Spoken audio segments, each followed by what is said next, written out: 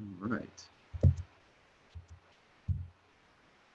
Welcome, everyone, friends, to our July Astronomy on Tap event. I'm Dr. Cameron Hummels. Let's see if I can stop this screen sharing. I'm Dr. Cameron Hummels. I will be co-hosting this event tonight with Dr. Kaylin Henderson, who's also, you should be able to see here. We are joined by two illustrious guests, Dr. Nina Lanza from Los Alamos National Labs, and newly doctored Alistair Hayden, who's also here at Caltech. And so this event is all about Mars, which we're super excited about. Originally today was meant to be the Mars 2020 Perseverance launch date, but it got moved back a bit until it's July 30th. Is that right, guys? Maybe 31st. Yeah, so, what's that? Might be the 31st. I can't remember. 30th, definitely 30th. Right. But it could move as late as August 15th. That's our launch window. Okay. Another key event of today that we're celebrating is the 51st anniversary of Apollo 11 landing on the surface of the moon, which is also super cool. So yay, space exploration. What else? Well, so we do these Astronomy on Tap events once a month. Typically they are hosted in a bar, but of course we aren't really doing that in a bar because of everything that's going on. So we're live streaming them. I encourage, we will all be drinking beverages of our choice. You are encouraged as our audience to also be drinking beverages along with us if you care to. What beverages are everyone drinking tonight? Drinking a Duff Classic H2O, yeah. I'm making like Mars and doing a dry July. So here we go. What about you guys? What do you have? I've got some stone something that I forget what it is. Go with the rock theme. Good. Oh, that's a good one. Well, I'm actually double fisting because I also have the H2O in my space age canister here, and also an Aperol Spritz because 'tis the season. Yeah, right. And I even put a garnish in. Do you notice my planetary round cube in here? A round cube, right? You know what I'm saying? Yeah. I like round cubes. Excellent. In addition to our Astronomy on Tap events, we have a sister series for Caltech Astronomy. We have a public lecture that occurs once a month. Our next one isn't until the beginning of August. I forget the exact date, but it's on a Friday night. I'll post it in our YouTube channel in the next week or so. And so the itinerary for tonight, the schedule is after a few brief announcements, we'll have a presentation, like a 15-minute demo / presentation given by Alistair, and then take questions on it. And then we'll have a 15-minute presentation given by Nina, and then take questions on it. And then we'll have pub trivia, which should be super fun. We have 10 astronomy, mostly Mars themed questions tonight, which will be super cool. And there's a website that you can go, it becomes interactive, so you can click on stuff and we can see your responses in aggregate, and it's pretty fun, I think. It's more fun with alcohol though too. So, but before we get to the other stuff, I just want to talk about NEOWISE because I've received like 18 emails in the last 2 days asking me questions about NEOWISE from friends and family. Where do I go to see it? I want to see it. Cameron, show me the way. So let's talk about NEOWISE a little bit here. Let's see if I can share this screen. Okay. So first of all, if you haven't seen, if your social media hasn't been flooded by images like this one, maybe not this high quality. I did not take this image. I actually haven't yet seen NEOWISE, unfortunately, but I'm planning to soon. So it's the brightest comet that we've had in the solar system for about 20 years or so. And like all comets, it's an icy kind of, people refer to comets as a dirty snowball. They're composed of ices, not just water ice, but dry ice, carbon dioxide ice, carbon monoxide ice, other types of ices, as well as like dust and dirt. And they form in the outer parts of the solar system, like way outer parts, and fall in. And as they fall in, they start to get closer to the sun and they start to heat up, and it drives off this tail of material that scatters light in the same way that the icy object itself scatters light. And so you get this nice long tail behind it. Now, Comet NEOWISE got at its closest approach to the sun about a week or so ago, maybe 2 weeks ago. And that's when it was at its brightest, but it got about 0.3 AU, so 0.3 times the distance of the sun to the Earth. It got that close to the sun. And in 2 days well, no, wait. Is it the 23rd or the 21st? Do you guys remember? Its closest approach to the Earth is in the next few days. And so it will be basically as bright as it's going to be relative to us in the next couple of days. You can see it like this. Or see, this is from the Mount Wilson telescope in just outside of Pasadena. You can quite clearly see it in the sky. These are images, so with a camera, you can collect more photons to make fainter things seem brighter. So these are quite bright. It doesn't necessarily look this way to your naked eye. Even from near the Hollywood sign with all the light pollution that we see in LA, it is possible to make this out. Of course, it's easier to see if you go into the outer parts of the city or into the countryside where there isn't as much light pollution. You can see it easier, but it is possible to see it here.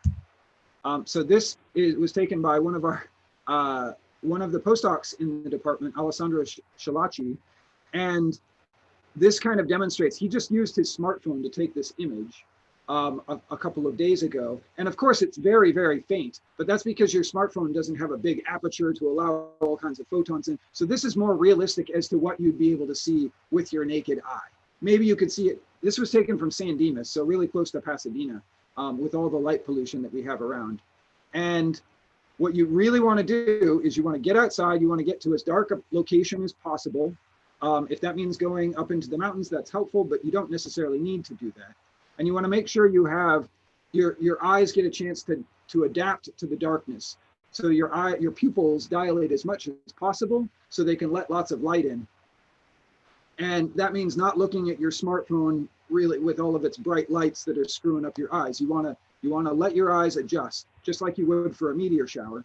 And you want to have a clear view of the northwest portion of the horizon. So this is kind of a finding chart as to where you might expect to see it. Basically, look, if you can make out where the Big Dipper is, which is usually pretty identifiable, look below the pan of the Big Dipper, and that's where you should be able to see it. There are a number of different apps that people get for their phone, like Star Walk or Star Guide, Sky Guide, that are usually pay apps that have this in there. So then you can just point your phone up at the sky and it'll tell you where to look. Alternatively, there is a free app that was designed by an astronomer, Hanno Rain, at University of Toronto, and it's called Comet NEOWISE. And you can download it and it'll tell you exactly where in the sky it is. So you can move your phone around and point it up in the sky and it'll show you. So it's really useful. But yeah, just make sure you have a view of the northwestern portion of the sky, like 30 to 90 minutes after sunset and relatively near the horizon, and you should be able to make it out. So I will stop sharing here. Can I just put in a plug that it really is cool to see? I'm used to like people saying, oh, check out this like nebula, and you go look at it with binoculars or a telescope and you're like, oh, that's just like a little splotch. But this thing, you go out and it's just like, oh my gosh, there it is. Like we were not sure if we were going to see it, and we're looking around and just like, oh yeah, there it is. It's just right there. And I saw it a couple nights in a row. And the first night we were just like, what is that beam of light shooting out of the mountain? It's like actually pretty visible. So check it out if you haven't yet. It's pretty easy. It's like is it out at 9:30 p.m. these days? Yeah, so sunset here in Pasadena is at about 8:10, 8:15 or so. And so it should be visible by 8:45, 9 o'clock, and still visible until 10 or so, 10, maybe 10:15. It takes a while because it's in the northern part of the sky, so it's going to set a little bit slower than stuff at the western horizon. So yeah, definitely check it out.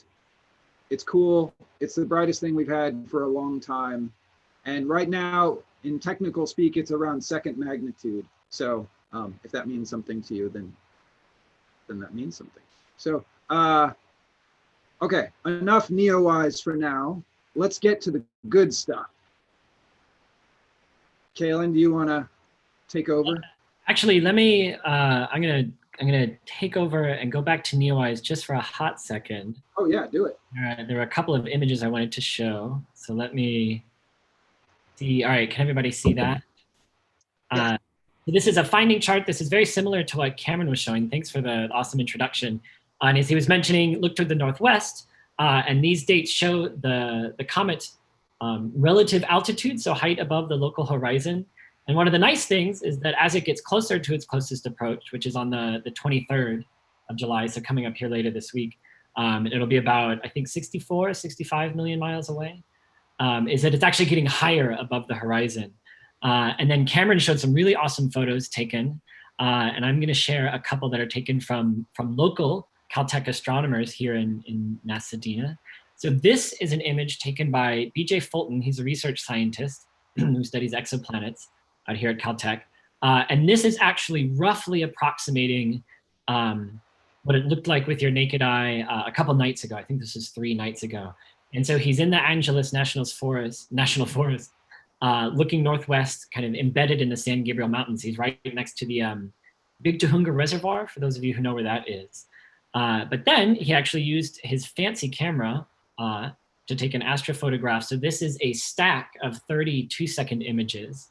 I think it's for people who know more about cameras than I do, this is a Nikon D5500. And you can really make out the difference if you're, are able to set and tweak different dials on your camera. Binoculars also help, as Cameron was mentioning. And then here's another photos. This is taken by Davy Kirkpatrick. He's another Caltech astronomer, studies brown dwarfs, and he lives out on the west side. And so this is from the eastern side of the Santa Monica Mountains, looking west, and the comet is up there in the top right of the image, and it's just behind Cahuenga Peak. So this is for those of you who are familiar with LA topography, this is just west of Griffith Park and Griffith Observatory. And this is a 5-second exposure. So you can see all of the natural art, all of the artificial light, really saturates and lights up. But even with all that, looking west over the LA skyline, you can see it. And this was also taken a few days ago. So you can do a little bit better now as it gets closer and as it gets higher up in the sky and away from a lot of that light pollution. Cool. Yeah, go out, check it out. It's totally worth it, as Alistair says. All right. I will let you guys introduce. I'm gonna disappear here. All right, let's do this. So let's get to the really exciting point. So we have we're very privileged to have 2 scientists here with us today to share stuff that they work on and that relates to Mars. As Cameron said, this is a Mars-themed event. It is my extreme pleasure to introduce my friend and colleague. Our first speaker will be Dr. Alistair Hayden. So he is a Caltech geologist who recently and successfully defended his PhD thesis, which was about the history of water on Mars. And as they say, the best defense is a thesis offense, and he did quite well.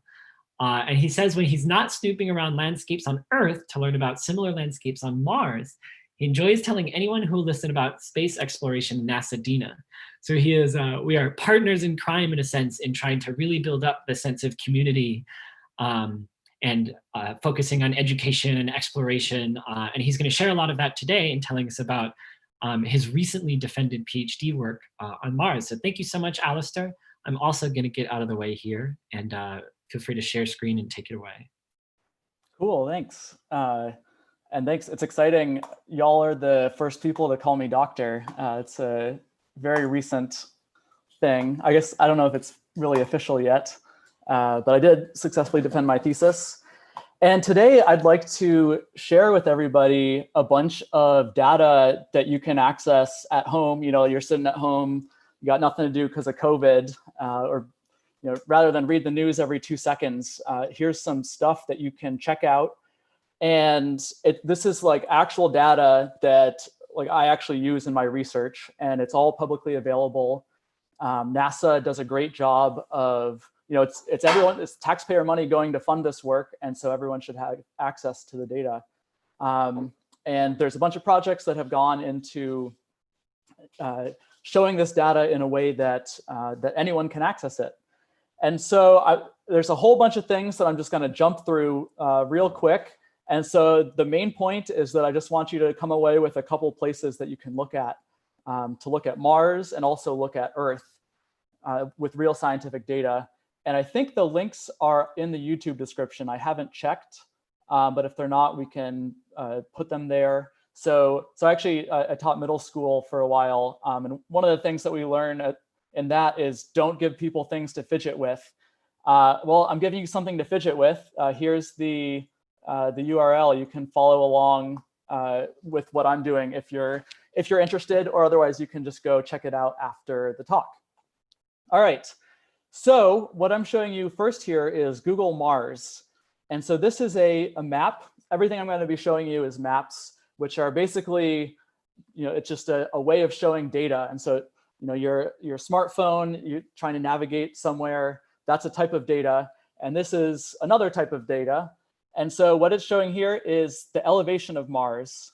And so the colors are the different altitudes. And so you can see we've got some white circly things, some red kind of flat things, and some blue low things, or some blue smooth things. And what this is, oh, I guess I'm not all the way zoomed out, but this is Mars. This is the full global map. And there's some features here that are probably jumping out to you. I'm not going to talk too much about any one thing because we got to get through a lot, but you'll see these giant circles that are very tall. And this one here is Olympus Mons, which is the tallest mountain in the solar system. I forget exactly how tall it is, but it's the same size as the state of Missouri. So if you plopped it down there, it would just cover the whole state. And you can see it gets up to about 21 kilometers elevation. Over here, another fan favorite is Valles Marineris, that people call the grandest canyon in the solar system. So it's like several miles deep.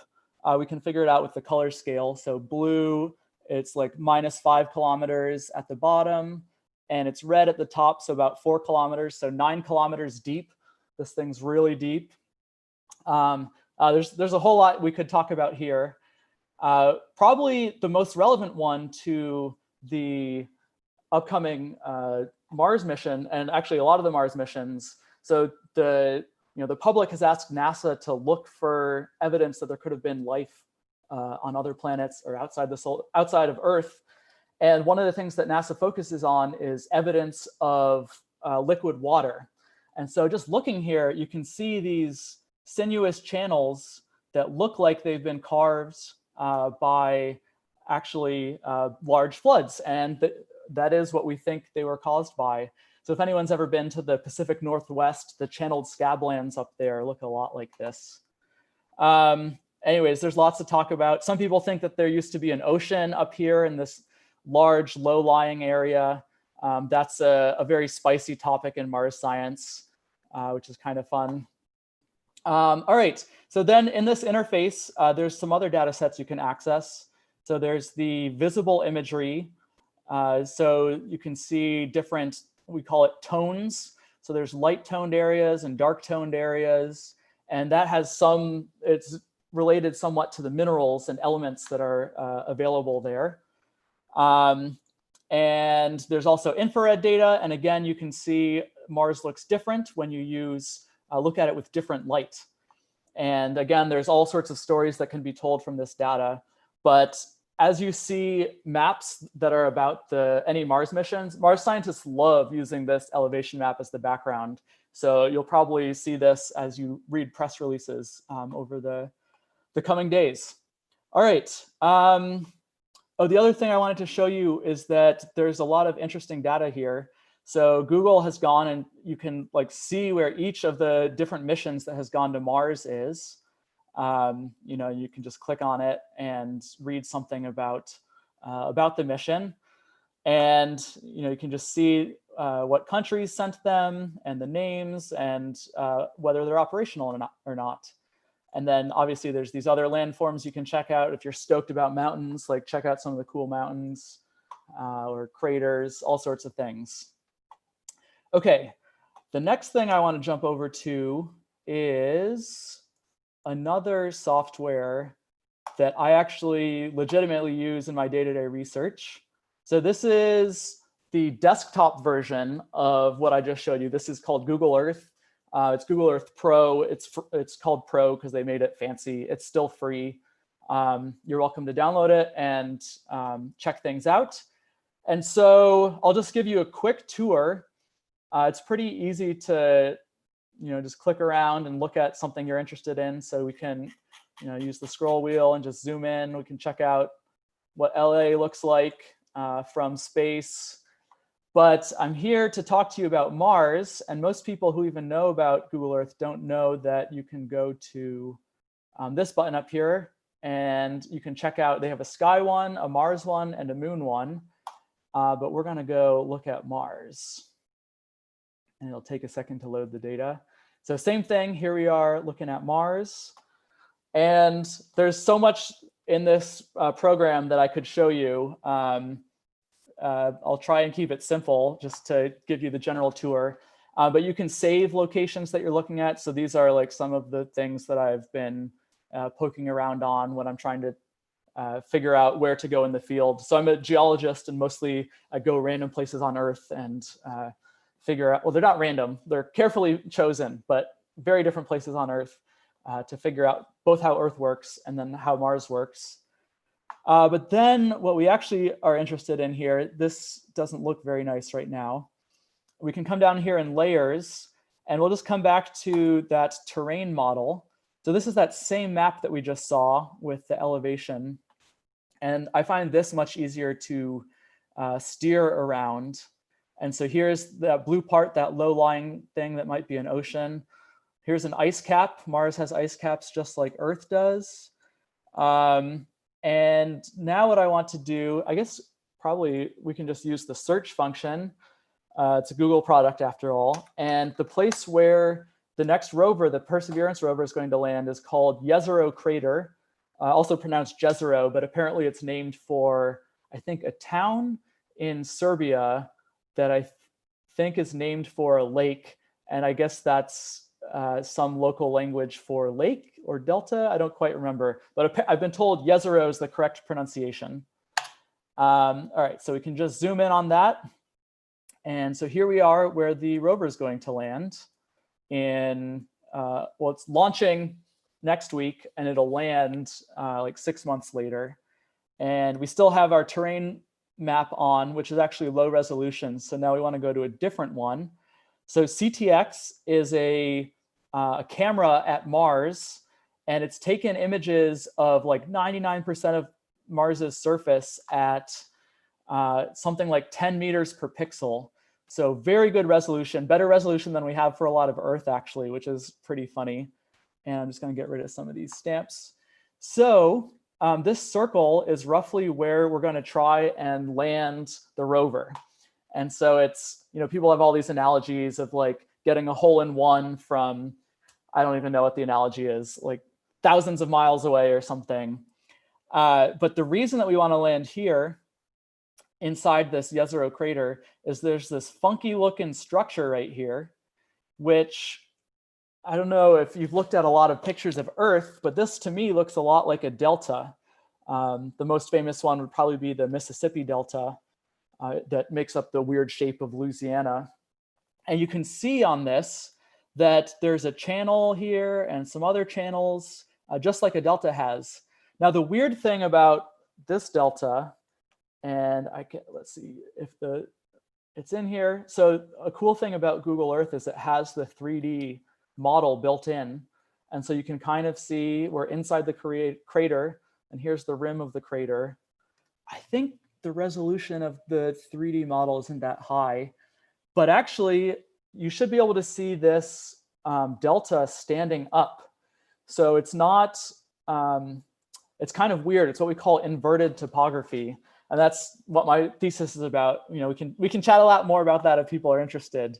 But there's a special set of circumstances that lead to this basically it's a deposit. This river is just dumping sediment into, there used to be a lake in this crater, and just dumps sediment and builds this delta. And then billions of years later, it gets eroded and you're left with this delta that sticks up out of the ground. All right, so that's this location. And you can see kind of the channel that feeds into it. And so the goal of this mission, it's the first time we've done this. So the rover is going to land here, and it's going to drive up this gully. It's bigger than a gully, this channel or valley, and get to another set of geologic outcrop that we're super interested in. And I don't know the exact route, but it's going to be this like crazy driving, this crazy road trip on Mars that'll be really fun to follow for years to come. All right, so the last thing that two last things I want to show you in this. So there's CTX was the name of one camera that I mentioned briefly, but there's a whole bunch of other cameras at Mars. And the craziest one is this one called HiRISE here, which stands for High Resolution Imaging Science Experiment. We love our fun acronyms. And what it's done is it takes super high resolution pictures at 0.5 meters a pixel. So at that resolution, like you'll be able to see a car parked on Mars very easily. And you'd be able to see like this table that I'm sitting at. You could almost see individual people if they were standing on Mars, like as a pixel. And so just to kind of show you this, so from within the Google Earth interface here, you can go and access the original, the full resolution images, and you can zoom in and you can like scroll around and look at all the crazy things. You can see little dunes. That's what all these knobbly things are. You can zoom in on those channels. You can see layers in the sediment that's built up. And so just to like make the point again that I made earlier, like this is the scientific quality data. Like when I'm doing my research every day, I'm looking at pictures that are just like this, and now in the COVID era, I'm sitting on exactly this computer. So you have full access to the real scientific data that we're using at Mars. And I don't know, you can make it your desktop background. It's like these images are so beautiful. All right. And then if you're looking to learn something about Mars, there's this cool feature here too called A Traveler's Guide to Mars, which is based on a book, which is basically like a tour guide as if you were a tourist at Mars. But what Google has done here is they have put in some of the highlights from that book. Let me see if I can find any. And you can just click on them and see a bunch of pictures and other interesting data as well. Maybe, yeah, here you go. Here's one. So they're just little locations that you can look at. Again, it shows the rovers. So, someone has written William Hartman here, who's a famous Mars scientist, has written like very in-depth descriptions of these sites. And so you can just be a tourist on Mars from your own home. All right, I think that's everything I wanted to say. There's so much more that I didn't touch on. Go and poke around, it's really cool. All right, now what I want to do is go back to, let's see, this one. And I want to come to Earth now. So like I said, I do, most of my actual work is studying Earth, but it's to study places that look like Mars.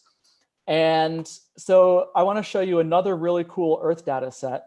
So this is now called Google Earth Engine, and we're in the time-lapse function. And you might not know, but actually, starting in the 1970s, we've had satellites orbiting Earth taking picture after picture after picture. And so what Google has done here is they've taken all that imagery and turned it into a time-lapse video. And so you can watch Earth change over the last 40 years. And this is like actual scientific grade data again.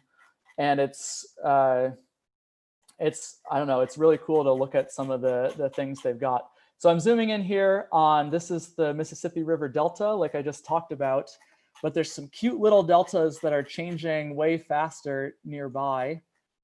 So here we are, I need to start. So starting in 1984, we've got one river here and one river here draining into the Gulf of Mexico. And as I play it, you'll see a delta form here and a delta form here.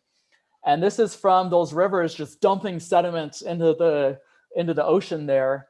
And it builds up these structures called deltas. And this is basically what we think that the Perseverance rover is going to explore, a feature like this on Mars, which is pretty cool. So yeah, there's all sorts of things you can explore in this Google Earth engine. They give you, oh, I like this one. I actually did field work on this delta here, and there's a NASA mission that is supposed to be flying an airplane mission over this delta, but the COVID situation has delayed that for who knows how long. But so Google has a bunch of curated things that you can tour if you're interested. So if you want to see glaciers melt in the last 40 years, you can do that. You want to see clear cutting with mining, lakes drying up because of people withdrawing all the water, cities grow, and you can watch forests be cut down. And this is, I bring this one up in particular because this data set, this exact data set, is used by the UN to determine which countries are meeting the goals of deforestation. So they have these programs that like incentivize countries to not cut down their forests. And this data is what they use to like see what progress people are making. And so you also have access to this data set here on Google Earth Time Lapse. All right, one last one that I like looking at is this one. It's called Worldview from NASA. And it's basically a dashboard of the real-time Earth imagery downloaded from the satellites. And so, or more or less real time. And so just a quick tour of how this works. There's a bunch of different layers that are open when you go to the website. And the ones that are interesting are these base layers down here, which are the different, oh, it's not letting me click things. Might just reload. And so basically there's a whole suite of satellites that orbit and send down pictures every single day. And we can turn them on and off to see where they are. Oh, all right, now it's reloading. My computer's overheating here. Too much data. Let's see if it works now. Okay, so yeah, so you can look anywhere on Earth and see the most recent image that NASA has of it. And you'll see that it's in these, the images come in these strips, and it stops right here. And that's because that's where the satellite is right now. That's the latest data it has is right here. And so that's why there's multiple different layers that you can look at. So each one of these is a different satellite. And so they each fly over at a different time of day and take a different stack of images. And again, this is just the real NASA data that you have access to. And there's some cool stuff that you can see in it. Again, there's tours online that you can check out. But the thing that I mainly use this for is actually keeping tabs on California wildfires. And so this is today's data, and here's a wildfire that I didn't know we were having. And so you can see that the smoke looks different than the clouds. Just to show you what that looks like when it's going like really bonkers, let me go back to the campfire, which is the big famous one that burned down Paradise. And so that started November 8th, November 2018. So here's November 7th. Everything's looking chill. We can put on place labels so you have an idea of what we're looking at. But here's San Francisco. We're down here. And then if we just move forward one day to November 8th when the fire started, you can just see this huge plume of smoke just starting to cover California. And you can just watch it evolve over the course of days. And these wildfire smoke plumes are huge, going hundreds of miles out to sea. And then the Angelinos will remember when that was going on, that's when we had the Woolsey fire down in Malibu. And so you can see that pick up also. And again, you can just kind of track that through time. You know, here's the entire state of California engulfed in wildfire smoke. Awesome. All right, so that's one set of things. It's also interesting, you can watch hurricanes progress through these images. And so I'm zooming here to the date of Hurricane Maria, which is the one that hit Puerto Rico. And let me just get to the date. And so you can see, you can see a bunch of cyclonic things going on there. Let's see when we actually get it started. Oh, I'm off by a month. It's in September 2017. And yeah, so you can see hurricanes forming in the Atlantic, and you can watch how far they move day to day. And like, this is real-time data. And so the next time that, you know, we're coming up on hurricane season now, and so you can use it to watch things. All right, that's pretty much all I have to show you. I want to leave you with a mystery image, which is, and hopefully the Astronomy on Tap crowd can figure out what this is. But why is there this? So remember, each of these bands is one pass from a satellite. Why does this one pass? Why is it totally dark in the United States here? And so I'll leave you to ponder that. I guess you can type it in the YouTube chat and we'll see it. And with that, I'm happy to take questions. Great, thank you, Alistair. Dr. Alistair, I presume. It was a really good talk. And it's a good jumping off point in these past few months while we've all been trapped inside. We're maybe not traveling as much IRL, but here's a set of great tools you can use to explore not just the Earth, but weather patterns, you know, here, Mars, all that kind of stuff. So thank you again. Put the links up here while we're talking, if anyone wants to.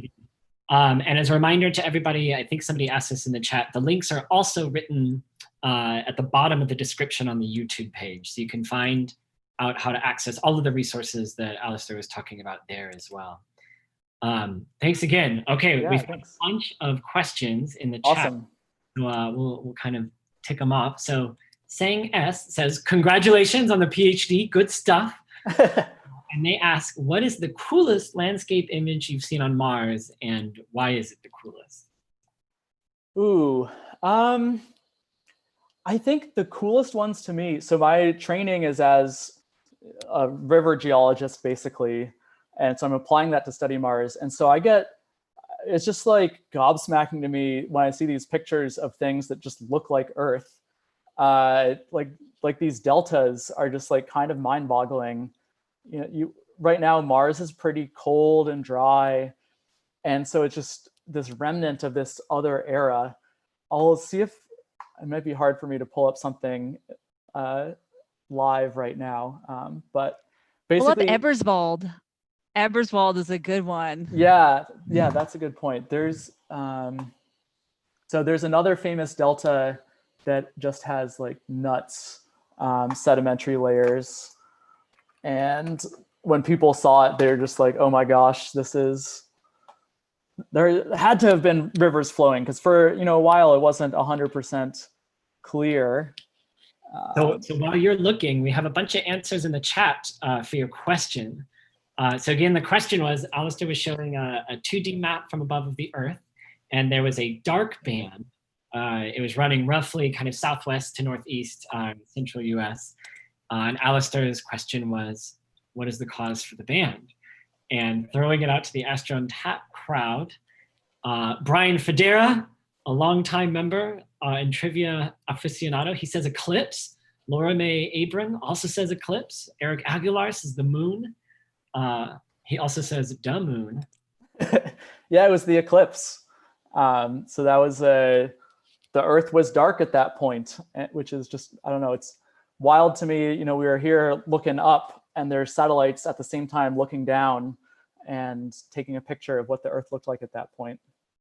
Yeah, it took. I hadn't really thought about the date of the images. I was like, oh, it's probably an eclipse. And I was like, oh, right, yeah. It's an eclipse. All right, here's the thing that Nina pointed out, which is just like everyone is absolutely incredulous, or the Mars scientists at least. I'll see if I can pull up a better resolution image, but you can just see these things that look like river channels, and they've got these, we call them scroll, well, this is a point bar, but it looks, if you've ever looked at a meandering river on Earth, it has these curvy lines, and it just looks so much like this, this deposit here. So yeah, it's just called the Delta. It's cool. There's lots of stuff like that. That's just wild. Well, and it's so mind-blowing. I can't remember the exact number that you said earlier in the talk, but that something around the level of 98% of Mars's surface is covered in high-resolution imaging. Yeah. 10 or so meters. Yep. That's just wild. And you can look at it. You have access to it. Right, I wanna right. throw it out there that, what, back in the day when I was I wasn't always a geochemist. I was a geomorphologist back in the day. And I absolutely used Google Earth and Mars to do my research. So this is not just a toy. This is something that was like a tool that we absolutely need. And you get to have it too, which is awesome. Oh, very cool. Great. I'm not the only one. Yeah. We have another question in the chat. So Eric Aguilar is asking, is it possible to see the exact temperature of the ocean water? Or maybe there's a heat map option. Yeah, so I haven't looked through every single layer. I'm just going to quickly scroll through. I don't see that immediately. That may be a data set that you can import because it exists, although there are huge gaps in particularly the Pacific. There's just not a lot of data being taken there. But I bet you could actually import that. That's probably a free data set. Right, an overlay. Yeah. Right, exactly. Oh, sea surface temperature, it's there. Oh. Of course it's there. Good job, Google. Cool. So we have another question. Let's see. Is the water molecularly different from the water on Earth? I think the question is asking about Martian potential water compared to Earth water. Yeah, so the molecule of water is still going to be that H2O that we're familiar with, but it's a great question about, would you want to drink the water that was on Mars? We don't know how salty it was. Nina, perhaps the geochemist, will have probably knows some specific places where we've taken measurements and have some estimates about what the water chemistry was like. But overall, we have no idea what the whole hydrological system was like. And it's actually a big question in a lot of the work I do. So one of the things that's really interesting that changes is as you add more salt, the water gets really dense, and its behavior actually can change quite drastically in terms of how it transports sediment, which is the thing that I care about, which may be a little niche, but we're talking about these sedimentary deposits. And so the way in which they form is actually very dependent on the water chemistry, in addition to how habitable it could have been. I don't know if Nina's got a better or add-on answer there. I think you hit all the points, right? So it's kind of exciting. I think that water on Mars is essentially the same as water on Earth. It's something that's very familiar. That's one of the reasons I love studying Mars, is because it is such a familiar landscape. And the chemistry can be very similar as well. But we can, as geologists, say something about the chemistry of the water that has been there. Maybe isn't there now, but just, looking at the background of Cameron's image, that used to be a delta itself. That was a lake. And so you almost just disappeared into that lake. That's beautiful. Go for a swim, But so we can tell from the mineralogy that we measure, this is in Gale Crater, and we can measure the mineralogy with Curiosity. And so we can actually tell that the water there was very neutral. So that is the water you would drink out of your tap. So this is a place that, could have been, on Earth, it would have been inhabited. We don't know about on Mars, but it was very habitable. That's how we describe a place where life as we understand it could have existed. So that's water that I certainly would have drunk, I think. Mhm, mhm. Yeah, I remember, gosh, it was probably in college when somebody pointed out to me for the first time that H2O is somewhat unique, maybe very unique as a molecule, and that in its solid state is less dense than its liquid state. And so you don't have oceans of pure H2O freezing from the bottom up. I don't actually know. Is that true for salt water? How does saltwater ice float on salt water? So it doesn't, you freeze just pure water and the salts stay in solution. That's right. So it's Just still increase pure the water. salinity of the solution. It's the same actually with, that's how they make stronger beer. In one way in which you make stronger beer is you ferment your beer and then ice beer, you freeze it. And so the alcohol doesn't freeze because the freezing temperature for alcohol is like super, super, super low. So it concentrates the residual alcohol in there by having a layer of ice, of pure ice on top. You take off the ice and it just concentrates the remaining stuff. So it would be the same for brackish water or anything like that. You'd say Science that is the best. Gosh, making our beer better. Yeah. I Thank knew you, there was science. something around. All right, let's do one more question. Oh, we've got one from Sydney Wolfram, another longtime Astron devotee. So she asked, do you have a favorite GIS program? I've been using micro DEM for years. Have you found anything better for viewing DEM data? Ooh, interesting. So just for what those acronyms mean. So I don't yes. So for context for everyone, GIS is Geographical Information Systems, which is a powerful tool for like visualizing data when you have not just a value, but like a coordinate of where it exists. So it's actually used everywhere. So if there's any like high school or college kids out there, this is a very employable skill to use these software. So like your local city, this is how they keep data on like each property and like its value, its tax assessed value on like where the water mains are. This is all stored in GIS data sets. And so then we as geologists, of course, use it because it's like this map data is exactly perfect for it. So I have all these maps that I like to look at. And then if I go out in the field and I take some measurement, I want to be able to put that on the map. So I use this GIS program. The best freeware, as far as I'm aware, the other question was DEM, is a digital elevation model. So it's just a 3D map that you can, like I showed you on the Mars thing, you can like tilt and fly around and like see how everything looks. The best one the one that I use for research purposes is called QGIS, Quantum GIS. So it's just QGIS. It's freeware, it's Python based, and it plays really well with all sorts of different types of data. Just like a lot of these things are like surprisingly complex and obnoxious to use. And that one is much less obnoxious than other ones. But I have not heard of the one that was asked in the question. So I don't know how that one is. Cool. But basically Google Earth Pro is a simple form of GIS.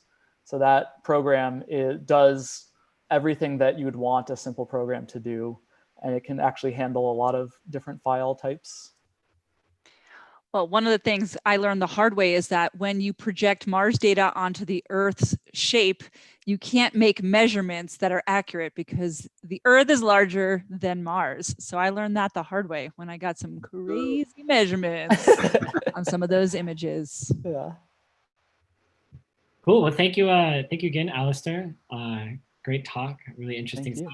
Yeah, excellent. It's cool to see all those tools.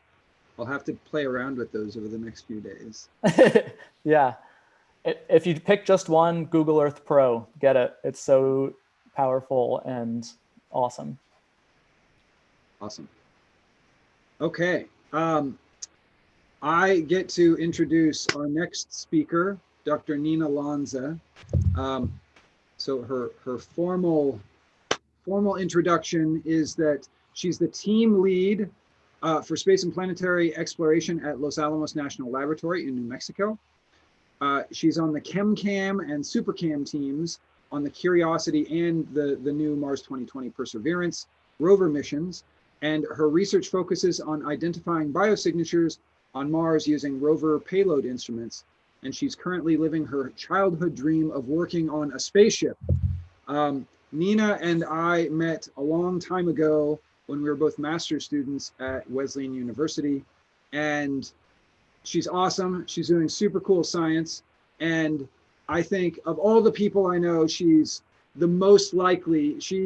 I know a lot of people who've applied to the astronaut program, and I think she's probably the most likely to meet that goal. So good luck to Dr. Lanza.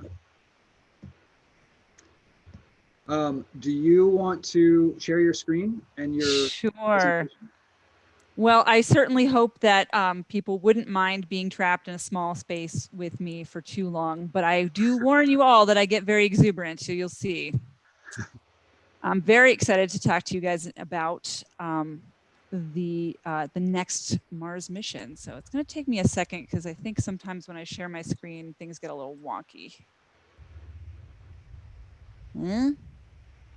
It looks well. Yeah.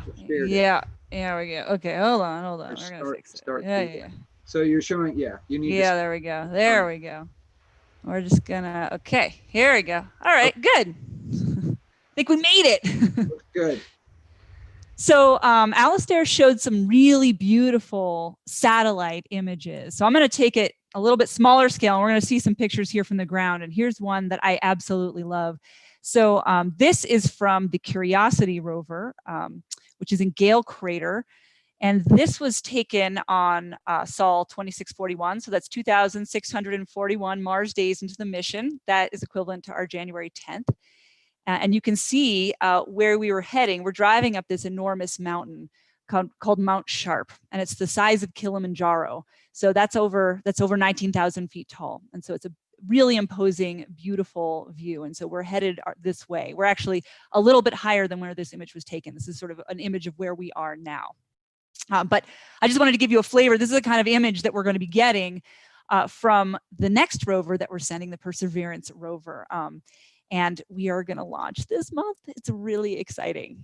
So I'll tell you a little bit more about it. So first, I just want to put this into some context. We've actually sent many rovers to Mars before. You're probably familiar with some of them. So I just wanted to show you what they look like next to each other if they all had a party on Mars. And so this is taken at JPL in the Mars Yard where we test Mars rovers. So these are 2 full-size engineers for scale. You can see, so we started with our little tiny Sojourner rover, which was part of the Pathfinder mission in 1996.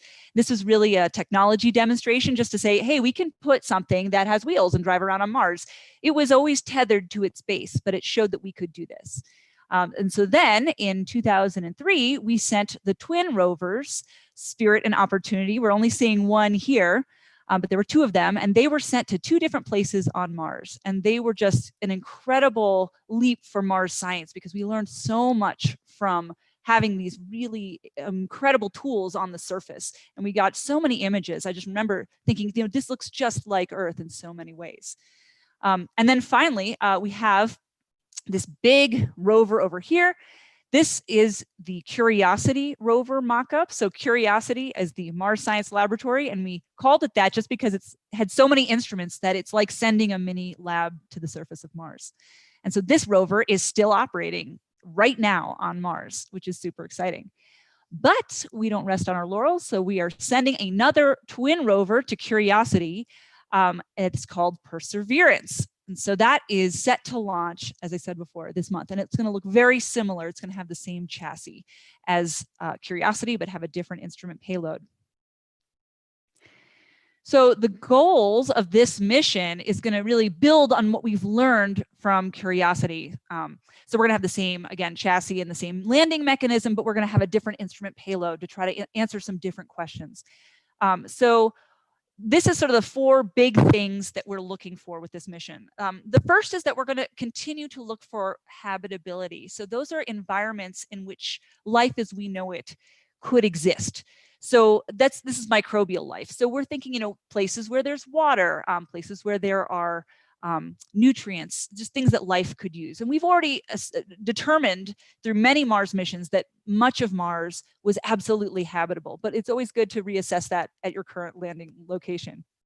For me, the biggest and most exciting difference between Perseverance and Curiosity is that with Perseverance, we're going to be looking for the first time for biosignatures.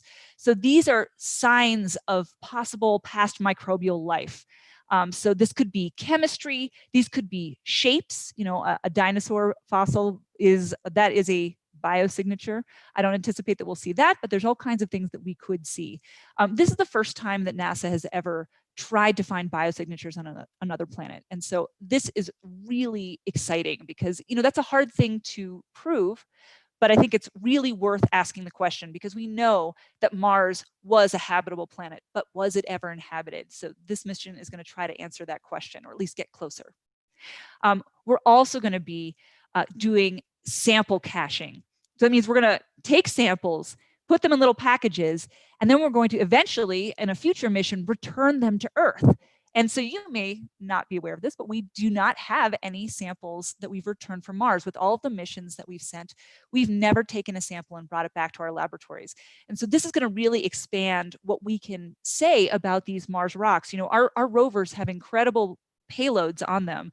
We have so many instruments, but we only have those instruments. So sometimes we make a measurement and we answer a question, but it brings up 3 more, and we can't answer that with the payload that we have. So in this way, we'll have these samples in our hands. It's going to be amazing. So that's another really exciting part of this mission. And finally, we're also going to be preparing for a human exploration of Mars. We're going to be doing things like producing oxygen on the surface. We're just showing that we can actually do that. It's not just for astronauts to breathe, but it's actually also for rocket fuel so that we know we can get them back safely. And we're going to continue our assessment of the environmental conditions, just looking at, you know, temperature differences, the radiation environment, things that are going to be important for day-to-day life on Mars. So all in all, it's pretty exciting what we're going to do with this rover. So here's a map that looks pretty familiar, right? Everyone knows what this map is now. This is the elevation map of Mars that Alistair showed. I'm just showing a few of the other landing sites on here. So if you can see my cursor, you can see that Gale crater, where Curiosity is right here. And Jezero crater is up here. This is where we're going with Perseverance. Now, this might look close, right? That's pretty close. It's not that close because if you look over here at Valles Marineris, this big canyon, the Grand Canyon of Mars, that's the width of the United States. So we're not going on a road trip. We are going to go probably on a pretty cool road trip within Jezero, but we're not going to go visit the other rovers. And so Alistair was totally right, by the way. It is technically Jezero crater, but I think it's been overcome by events, and now we call it Jezero. And Jezero does indeed, it means lake, and it is named after a town with a big lake. And so we think that there was probably a lake in this crater. So it's a really apropos name for this mission. So what I'm going to show you next is a descent video for Curiosity, but it's going to be identical for Perseverance. So I think it's pretty exciting. So the first part of this video is going to be computer generated. So it's just sort of an animation of what we had hoped would happen. And then it'll be cut in with actual footage from the landing on Mars, which is amazing. It's amazing that we could catch that. So let me play that. I will try to narrate some of this for you.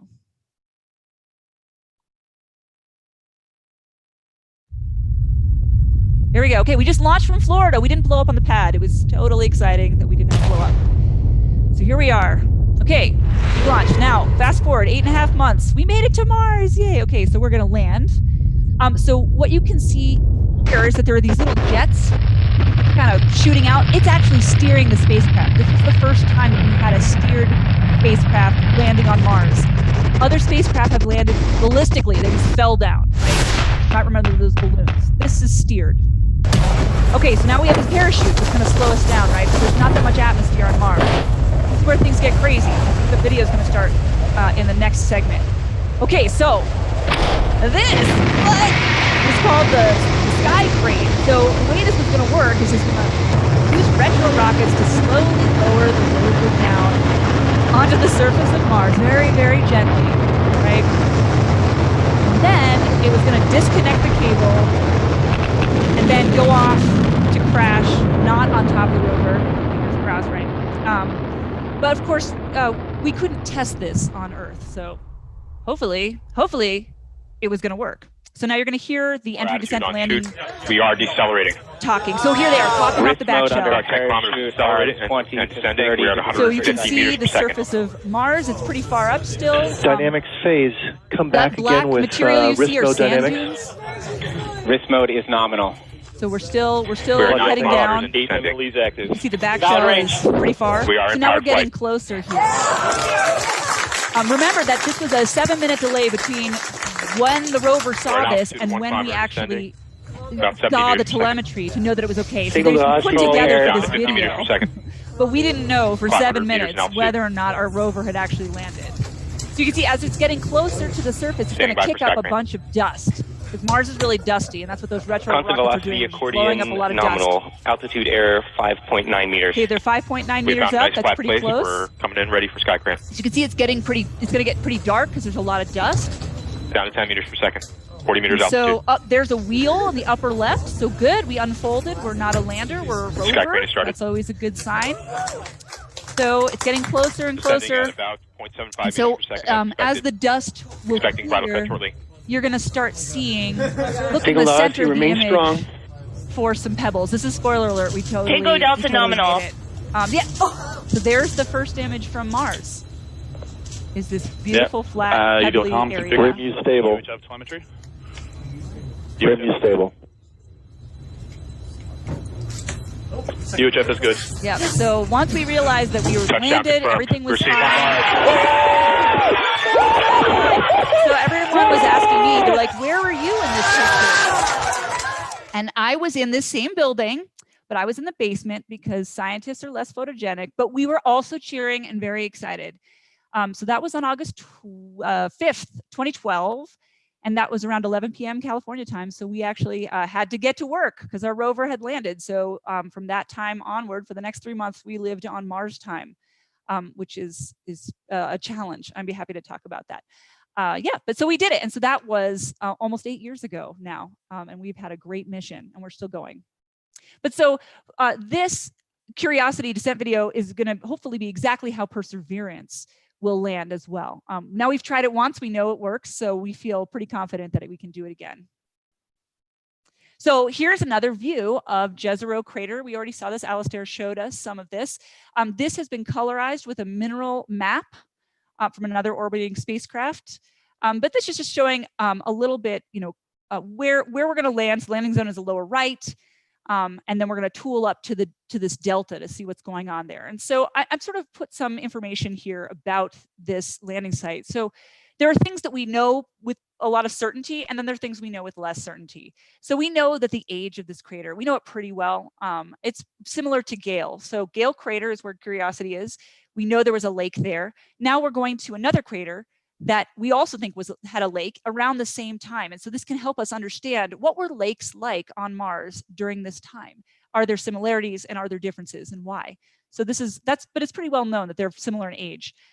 We can see just from orbiting data, what the mineralogy is. So, what kind of rocks formed in here, and we can tell the environment in which they formed was probably very watery.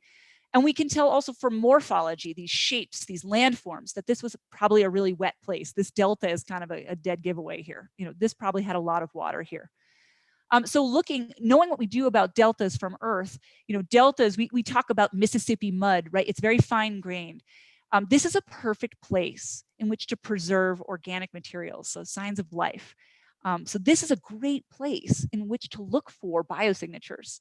So we don't know if any biosignatures have been preserved here, but this is a great place to look. So this is a great question. We're also going to be doing several things that we've never done on Mars before. I mentioned before the sample caching for a future return mission. That's never been done. Pretty exciting. We're also going to be doing some technology demonstrations. So I mentioned the oxygen instrument we're going to make oxygen just to demonstrate that we can on Mars. But we're also going to be demonstrating the ability to use a helicopter on Mars. This sounds crazy. I know it's not crazy. There's atmosphere on Mars. So if you have a big enough rotor and a small enough craft you can actually fly in the air like that. So we're going to test out a helicopter and to see if it can be used for reconnaissance for our rover. So that's also really exciting. And then finally, I say the biggest unknown here is whether or not there are any biosignatures. You know, that's a really important question to try to answer. And it's one that we don't have the answer to yet. And we may not have the answer at the end of this mission either, but I'm really excited that we're starting to actually ask it. It's a serious question and we should try to figure it out. Now that we know how habitable Mars was, let's figure out if it was inhabited. So that's Jezero. So I'll tell you a little bit more about the instrument payload on Perseverance. So I'll just go around, I guess. So let's start here with the arm, this big beefy arm. It has a lot of stuff on it. So one of the instruments is called Sherlock. It says it's an ultraviolet spectrometer. It has a type of spectroscopy called Raman. It's really good at finding organics. So that's a good thing to have for this mission. It also has a high resolution camera that they're calling Watson. So Watson can take a really high resolution image, and then Sherlock can actually see if there's organics within that image. Also on the arm is an instrument called Pixel, which uses a type of X-ray spectroscopy. So it's essentially bombarding some ions down into the material and then looking at the X-rays that come back. It also tells us something about chemistry and is pretty good at finding biosignatures. Not labeled on this arm is the enormous drill assembly that's going to have to be used to be able to drill out cores of rock for our sample caching. But that's one of the reasons this arm is so enormous, is because you know, we're doing this drilling for the first time. So if we kind of move up here, we have MEDA, the weather station.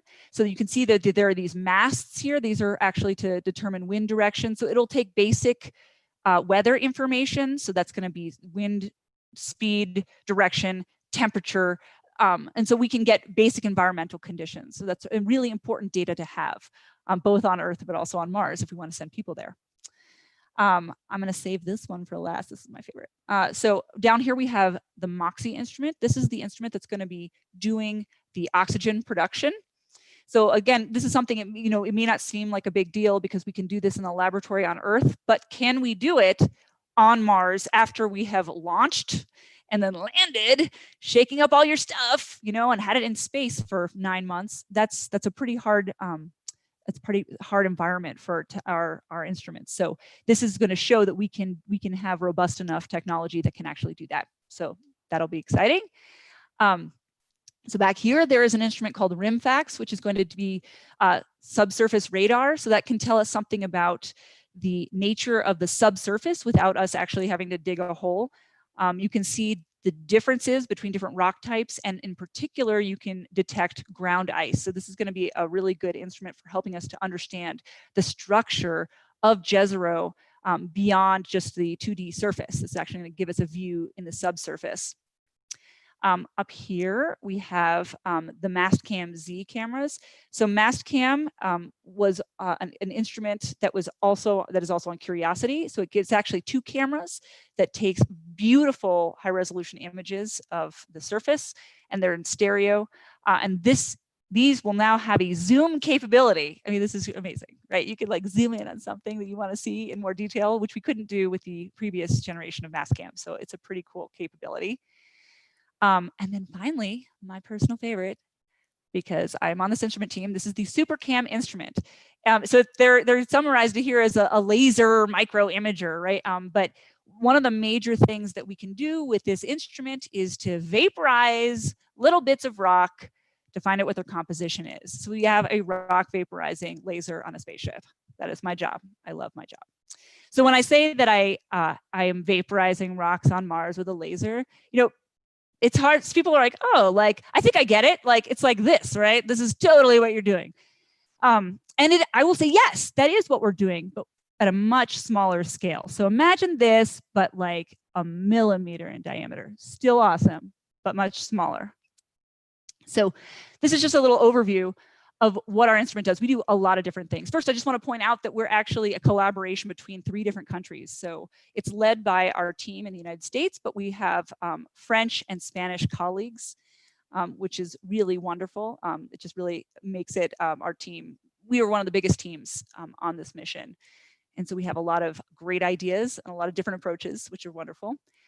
So we're building on our current instrument on the Curiosity rover, which I'm kind of waving my hands over here, but Curiosity has an instrument called ChemCam, which is in the same kind of general location on the rover. So it's like the rover head, it's the Cyclops laser eye right up here. And so one of the great benefits of ChemCam is that it can do remote chemistry measurements. So it doesn't have to touch anything. You can shoot a rock with your laser up to 23 feet away from the rover. So it's a really great reconnaissance tool. You can find chemistry without touching anything. But we're actually doing a lot more with this instrument. So I have a list here of what SuperCam can do. And I'm going to just, again, wave my hands a little bit. So in pink is a capability that ChemCam has currently on Mars. But then in blue is a capability that we added. So you can see we actually added a ton to this instrument. So it's really quite different. So we have, very quickly, we have the rock vaporizing laser is a technique called laser-induced breakdown spectroscopy, or LIBS. This provides chemistry at a distance. We're combining LIBS with a technique called Raman spectroscopy, which also uses the same laser. But it's at a slightly lower power and a slightly different wavelength. And so Raman can actually tell us about mineralogy. So LIBS tells us the elements, and Raman tells us how those elements are put together. And with those two pieces of information, a geologist has everything she needs to be able to identify rocks, which is awesome. We're also going to be able to use a technique called time-resolved luminescence. And so that's just looking at different types of trace elements within minerals. We'll have an imager, just like we did before, but it's going to be color. So we'll have these very fine resolution scale images. We'll have another technique, a passive spectroscopy technique called visible infrared reflectance spectroscopy. Basically, you just open up your camera, don't fire the laser, and just use the sunlight reflecting back into your camera to see what that rock looks like in the infrared. And so that can help give us mineralogy. And then my personal excitement favorite here, we have decided to put a microphone on this rover. And so you might wonder, like, why are we putting a microphone, right? Why do we need a microphone on Mars? And so I will tell you, it's not just to hear what the Martians have been saying about us, although I know they're talking smack, it's fine. We actually can do some really cool science with this microphone. So I'm just going to take this opportunity to tell you a little bit about the work that I'm doing with this microphone. So it turns out, so when you shoot that LIBS laser at a rock and you have an atmosphere, you actually produce a sound. It makes like an actual zapping sound. It's like kind of more of a snap. And this is because we're producing a shock wave, you know, we're pushing the atmosphere out of the way. And so this generates an acoustic signal, the sound. And so we originally thought, okay, we can use that. We can listen to the sound of the LIBS analysis to learn about the Mars atmosphere, just how does sound propagate in the Martian atmosphere, because it's not the same as Earth. And we can also use it to listen to the rover itself. And so we actually have a partnership with the MOXIE instrument to have our microphone turn on whenever we do, and whenever they're doing an analysis. And that's because they can hear if something's going wrong with their instrument. So this provides them with an additional safety net. If something's going really wrong, they can actually turn off the instrument. So that's what we thought we were going to do with this microphone. But it turns out that you can actually hear different material properties of rocks. And so one of the things that I'm really interested in is finding rock coatings. Rock coatings on Earth are a really great place in which to look for microbes and other biosignatures. And it turns out that if we listen to the laser as it shoots through one of these coatings, you can actually hear the difference. So I'm just showing some data that I took in the lab last summer. Just showing this is something without a coating on A, and then in B, you can see something with a coating, and then it's a totally different signal. It's really obvious. So I'm really excited to be able to use this totally nuts technique to actually do some real geology.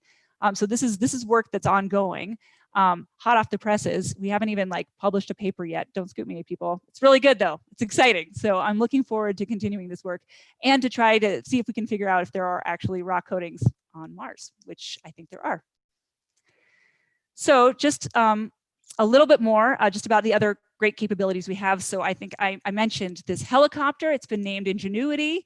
It's this technology demonstration. And so here's an example, an artist's conception of what it will look like. It will fly off the rover, do some demonstration flights, and then eventually we'll leave it behind. I know it's sad, but we'll have shown that we can actually fly in various patterns on Mars. And the idea is to use this as a scout for the rover. The rover is pretty big and harder to maneuver. So the idea is that we will take this light aircraft to just do some recon for us before we decide on where we want to go.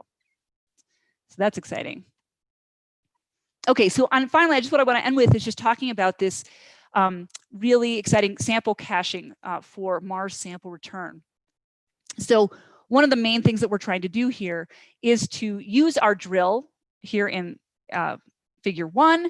We're going to be getting these actual drill cores. We've never done that on Mars. We've had drills, but they're more like percussion drills, so they are have a lot of powdery material. This is going to make drill cores.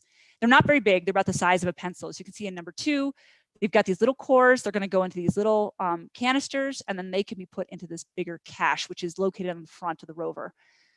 So then it's still an open question on how we're going to, where we're going to place these samples. Here in this image, it's like a little trail of breadcrumbs behind the rover.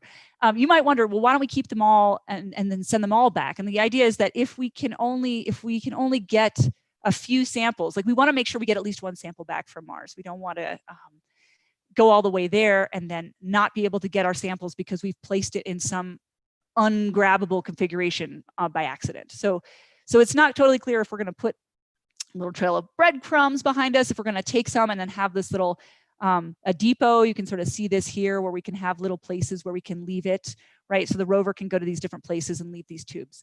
But that's something that we can decide as we move forward in the mission. All right, so we have all these cool samples. Okay, then what? That rover is not coming back. So how are we going to get it back? We're going to send another mission. So first, we're going to send another orbiter to Mars. That orbiter is going to launch a lander and a little fetch rover. So cute. So they're going to land really close to the rover. And then this little fetch rover is going to go pick up all those tubes wherever they are and then bring it back to this little lander where they will blast off and go back into orbit and then rendezvous with the orbiter. Oh my God, crazy. And then come back to Earth. The plan is right now to come back in 2031. So that sounds really far away, but it is not. It's really close. And this is so exciting because it's going to be the first time where we've actually taken samples from Mars and brought them back to Earth. We have samples of Mars as meteorites that fall to Earth, but we don't know where they came from. So this is going to be just going to really increase our knowledge of Mars geology by leaps and bounds. So hopefully now you're super excited about Perseverance. I am.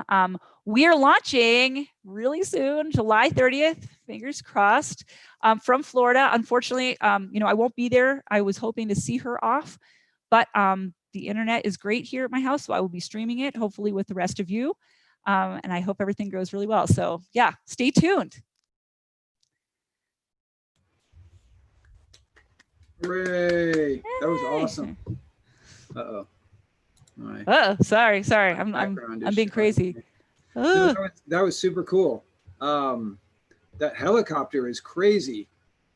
It is crazy. This drone flying around as a technology demonstration on the Martian surface. Yeah. I mean, this is something I love about, Mars scientists and engineers. Most people will be like, that problem is too hard. I don't really want to do that. But that's not too hard for us. There's atmosphere, so why not try it? What's the worst that can happen? But it's so tenuous. Doesn't it have to be like enormous wingspan for the helicopter relative to the weight that it's? Yes. Yeah. I don't think I have a very good image of what it looks like in sort of terms of an actual person, but the body of that thing is like a itty bitty thing. It's really small. And then these rotors are like, and there's 2 of those. Right. And those are really light materials. Sure. Yeah, that's super cool. We have a number of questions. I encourage people to write any questions they have for Dr. Lanza in the live chat, and we'll try and address them. There was one before that I thought was a really good one. And it was from Jasmine Safe.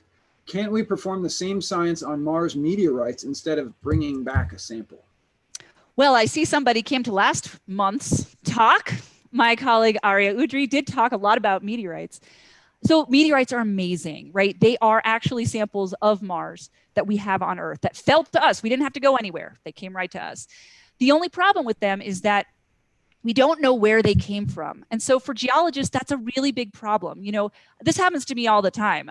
People are like, oh, you know about rocks. What's this rock? And they'll just pick up something off the ground. I'm like, well, I usually say, I'm like, oh, that's a pinkite because it's pink, you know. But in fact, you know, a lot of rocks are not where they formed, right? And so I can only say something limited. I could say something general about what they might be, but I don't know a lot about their geologic history because they're removed from their context. So geologists love a good outcrop because those rocks are attached to the ground. So that's where they formed. So then we can start taking samples all around that outcrop and start putting together a story about the geology. And so, you know, what meteorites cannot give us is that context. The other thing is too, that meteorites, for them to have come to Earth, they had to experience some pretty bad stuff because so there's an impactor that hit Mars and it was big enough that it lofted material off of Mars and into orbit around the sun. And then, you know, it was in space for some amount of time and then fell to Earth where we did not probably find it right away. You know, so it's been really shocked. It's been possibly weathered by the Earth environment. You know, all meteorites, again, are incredibly, you know, valuable tools, but one sample from a known place that hasn't actually spent a lot of time on Earth or in space will really tell us much more definitively about the geology. That makes sense. Awesome. Related to that, Art Borja asks, how can we tell a Martian meteorite from others? Yes, great question. Fun fact, the first Martian meteorite was not identified until the 90s. We had all these rocks, but we didn't know where they came from because we had no way we didn't really know what Mars was made out of. And, you know, previously orbital dynamicists were like, it seems pretty unlikely that a rock would leave one planet and come to another, right? It doesn't seem likely. And so if you heard Arya's talk last week, there's a project to collect meteorites on Earth called the Antarctic Search for Meteorites. And so I think it was around 1980, they recovered a meteorite from Antarctica that was clearly a piece of the moon. And we knew it was from the moon because we had done the Apollo missions, right? So we had samples of the moon. We knew what the moon was made out of. And then we see this rock that is definitely on Earth, but is the moon. And so we had to sort of reconfigure our understanding of how rocks could come from one planet and land on our planet. And so then we started reevaluating all of these meteorite collections because we're like, oh, we just assumed that we would have no idea. And it turns out that there were a lot more lunar rocks in our collection. And then as we started sending missions to Mars, we're like, wait a second, like these rocks look a lot like Mars. And so there are a lot of different lines of evidence. The two major ones are going to be oxygen isotope ratios. Every planetary body in the solar system has a unique ratio of oxygen isotopes. And so Mars has its own. So this meteorite is not from Earth. And we can also extract gas from little vesicles within the rock, little bubbles, and it matches the Martian atmosphere exactly. So, you know, that is circumstantial, but it's pretty reasonable evidence that came from Mars. And there's some other lines of evidence. Those are the biggest ones. So we didn't know what to look for until we actually went to Mars and started learning a little bit more about it. And then we can reevaluate these rocks and realize, oh my gosh, we have all these pieces of Mars that we didn't even realize we had. Awesome. But we just don't know from where, from what region. No. Yeah. We have no idea. We can guess. You know, most Martian meteorites are igneous. So these are like volcanic rocks. But recently there have been new meteorites that have been found that are sedimentary, which is like, what? That's crazy. But like that is something we see in Gale Crater. See Cameron's background. Those are, you know, sedimentary rocks. We've got those all over Earth. We've got those on Mars. And now we actually have a family of meteorites that are starting to tell us a little bit more about those sediments, but they're very rare. I mean, I want to say there's like no more than 10, right? There's just not that many of them. Is that because much of the surface of Mars right now is not sedimentary regions? It's mostly covered by igneous. No, that's a great question. It's actually more because the largest impacts happened earlier in Mars's history. We had bigger impactors, yeah. And so earlier, the surface just didn't have as much time to be sedimenting, right? Like there just wasn't as much geologic history. And so, you know, I think these sedimentary meteorites appear to be much younger than these older igneous ones. Awesome. There's a bunch more questions. We'll only go for a few more minutes because we still have to leave some time for pub trivia. Pub! Everybody loves pub trivia. But there's some really good questions from Jim Lilienthal. How do you make the call? Like, what's the criteria for which rocks to bring back? And how many cache samples do you have? Because obviously you have some limited number, right? That you can. I really like that fetch rover. It's like the fetch rover that could, and it goes shooting off back. Back to Earth! Yay! Wait for me, orbiter. Yeah. So that's a great question. I almost want to just, you know, I'd probably close it. I had a slide in there and then I deleted it. I was like, nobody wants to know this, but you did. Sorry. So we actually have, I think, I'm going to get the number wrong, but it's on the order of like 15 to 20 sample tubes. I think we actually, maybe I have some more, but we have, based on orbital data, we have a general sense of the types of materials that might be there in Jezero. And so we have a plan. We're like, we're going to get 3 of these, 2 of those, some of this stuff, plus here are some blanks that are going to be as we make discoveries, right? So as we learn more, there might be something we have no idea that is there, and we will definitely want to bring it back. And so we have space to bring those unknowns. Like, but we have a opportunity kind of stuff. Exactly, right? There are things that we won't be able to tell from orbit. So we are leaving space for those to be collected as we learn more. But we do know with reasonable certainty, you know, we want to get a sample of that delta, right? We definitely want to get that. So there is space bookmarked in our plan. So this is a discussion that's actually happened for years before we even launched, right? We have to make those decisions just to be a little bit more efficient when we actually get there. But we're going to be totally nuts. If it's anything like Curiosity, we're going to be like, look over there. I want that. You know, like get 400 scientists together and tell them like pick a rock. They're all going to pick their rock and they're going to argue like crazy, which is fine. That's fun. And we're going to get some really good samples. I mean, and I'll take anything, honestly, at this point. Yeah, I'm thinking of the dog and Up that, you know, sees a squirrel over there. Totally. And it's just going to be total Martian excitement. No, it's totally like that. Because we're like, oh, what's that? You guys drive over there. Get that one. Because they're all new. It's all amazing. We can't pick a wrong rock, I think. All right, one last question, also from Jim Lilienthal. What causes the rock coatings, and why is it uncertain whether these would exist on Mars? That's a great question. So I kind of wave my hands. There is evidence of rock coatings on Mars, but they are way less common than you might expect on Earth. So rock coatings develop on the surface of rocks because of interactions between the rock surface, the atmosphere, and water, and microbes. So we have these 4 things, right? On Earth, we might expect, or on Mars, we might expect maybe not the microbes, right? We don't know about that, but we would expect all the other things. We have a rock that's exposed to atmosphere, you know, and probably like intermittent water, some moisture.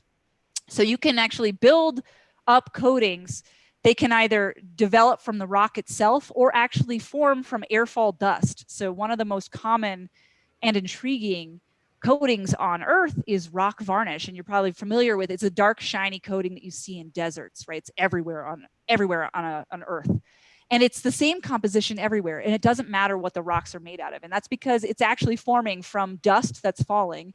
And I think this is kind of a contentious statement, but I think it's because microbes are actually doing something to it. I have a co-author who just submitted a paper on this. So we're on team microbe. Other people say, no, you can make this without microbes. But it's an important question because Mars is a huge desert. And so if it's like Earth, and it is in many ways, why don't we see these coatings on Mars? And we've seen some intriguing possibilities where maybe there is varnish. It's not very common though. But that's an important target for us to look for because we know that it's very closely associated with microbial life on Earth. And so if we found anything like that in Jezero, I mean, I would advocate to use one of those sample tubes for that. Awesome. Okay. That was excellent. Thank you, Nina. Let's move on to the pub trivia for our remaining 30 or so minutes. This is an opportunity for all of our audience members to interact and participate, and we will also be participating because some of these questions are pretty challenging. And yeah, so. Yeah, I was stumped by some of these questions and I wrote them, some of them. You know, but I know the NASAdena Astro Untapped crowd is up for it. We need to jump in. So I'm going to go ahead and steal the share screen. And Cameron, if you could put the URL maybe in the chat. I don't know if it's actually in the... Yes, I will put it in the chat. That's right. Okay. It's polev.aotla. AOTLA, and my first slide here will show it as well. All right, can everybody, do you guys see that? So if everybody could, so the way we've been doing this the past couple of months virtually is rather than a slideshow of questions with prizes at the end, when we're all in the same place in the same bar, now if you can, next to your YouTube browser tab, bring up another tab and go to this URL right here, polev.com/AOT, AstroUntappedLA, and this will bring up a page. You don't have to sign in. There's no registration or create an account or anything along those lines. And it'll bring up a page wherein you can answer the prompts for the different questions as we go along. So I'll give people a few seconds to get that going. And I'll go ahead and get the first question ready. So based on the themes of the talks, we're going to have a bunch of Mars-themed questions. So this first one is, what is the name of the next Mars rover, which is scheduled to launch later this month? What is the name? Different spellings. Okay. But people are getting some ideas. I personally have typed that into several times and I'm like, I know I'm spelling this wrong. Yeah, I will admit, it's clear to me now that I have underestimated the Astro Untapped crowd, and a word cloud is not the way to go. What we're really seeing is just a distribution of different ways to spell perseverance. Which is a challenge. It's a challenge. Which is a challenge. I always say perseverance. Perseverance. Perseverance. Perseverance. Oh, okay. We have a Percy coming on down the pipes. Did anyone see the list of all the names that had been submitted? There's some pretty interesting names. I only saw the top 7 or so that people could vote on. So it was like tenacity and perseverance and all these different kind of but no, I didn't see the original big list of. I don't know which list I saw. I think one selection before the last 7. There's some still very silly ones. There's one that was Dusty. I really wanted that one. Oh, Dusty is good. Yeah. Not a Fred. It is somewhat disappointingly not Fred. I'm happy to see that our AOT crowd has converged largely on the correct spelling, the large screen there. So yeah, we heard a lot about Perseverance from Alistair and from Nina. And what I have here, this is a helicopter. This is the Ingenuity drone copter that we heard about. This is just an animation. This is not, it hasn't launched yet. This is an actual data from the surface. And as we heard, it's going to go through, and I think I read from Wikipedia that it's going to fly up to 5 times, 5 different kind of mini missions and scout out routes, both for Perseverance and maybe for future missions. Is that correct? I don't imagine that we will go back here, to be honest, because we, we're like kids in a candy shop. We want to get to the next piece of candy, even though going to the same landing site would actually teach us a lot. But I think at least it will show that we can actually use this to do scouting in another place. Yeah, I'm super excited. Even dreaming about having a helicopter fly around on another planet is wild. All right, question 2. This mission brought to you by LA Traffic Helicopters. How many rovers or landers has JPL already run successfully from the surface of Mars? Ooh, that's a challenge. Again, how many rovers or landers has JPL already run successfully from the surface of Mars? We've got a split crowd. This one was hard. This one I did not clearly know the answer to at the beginning. I got it wrong. A lot of people choosing 4. Well, this range really narrows it down too. Like, yeah, could have been 0. You didn't put 20. Yeah. Yeah. Well, I'm not going to put the correct answer. All right, 4. Somebody's bombing it here with 4. People really like 4. I'm optimistic. I put 8. Put 8. I think I said 4 or 5 when I first was answering it. The correct answer, drum roll please, is actually 7. Oh, okay. 7. I did not know that. So this is a really cool map that I found just earlier today. So it's data from the Viking orbiter. And this is a map that Emily Lochtewala, so she's at the Planetary Society out here in NASAdena. She gave one of our talks a couple of years ago. Yeah, exactly. And she made the map on top of this. So it includes all failed and successful things that have impacted, as expected or at high velocity into Mars. The 2 blue ones are the future missions. So Mars 2020, I think this map was last updated in 2018. So Mars 2020 is what we're referring to as Perseverance and Ingenuity here. It has to have been updated this year because InSight is on there, and InSight landed in November 2019, I think. Yeah, that's right. Oh yeah, good catch. Yeah. All right, 7. So that was a little bit of a curveball. But it's, the degree spacings, these are 10 degree spacings to get a sense. But it's sorry, just to butt in I love that map because it's so first of all, it shows that landing on Mars is hard. There's a bunch of those were splats, like Beagle 2, Mars 6, Mars 2, Mars 3. Those are all maybe not hard. Some, at least I think most of them were hard landings that just so that's one thing that it shows. It's hard to land on Mars. But the other cool thing for all the NASAdena folks here is that all the successful missions were run by JPL. So like your backyard here is like the Mars exploration capital of the world. Like it all, obviously with collaboration from around the world, but like from Los Alamos, for instance. Well, yeah. And Spain and France, as we heard, as Nina said as well. Yeah, and I think now that you say that, I'm noticing that the landers you were mentioning that were high speed impacts are slightly grayer text. So I think that's how this map is denoting operational rovers, future rovers, and splats. And so ExoMars was supposed to go this year, but it's going to actually go in the next launch window. Mm-hmm. Which is next year? 2 years from now? 2-ish years? I don't know exactly. 26 months. Yeah, it's such a bummer, you know, because they've been working really hard. But I think it's actually just, you know, with COVID, it's been really hard to prepare this mission. So, yeah. But they'll go. Yay. More friends on Mars. Yay. All right. Question 3. How do I?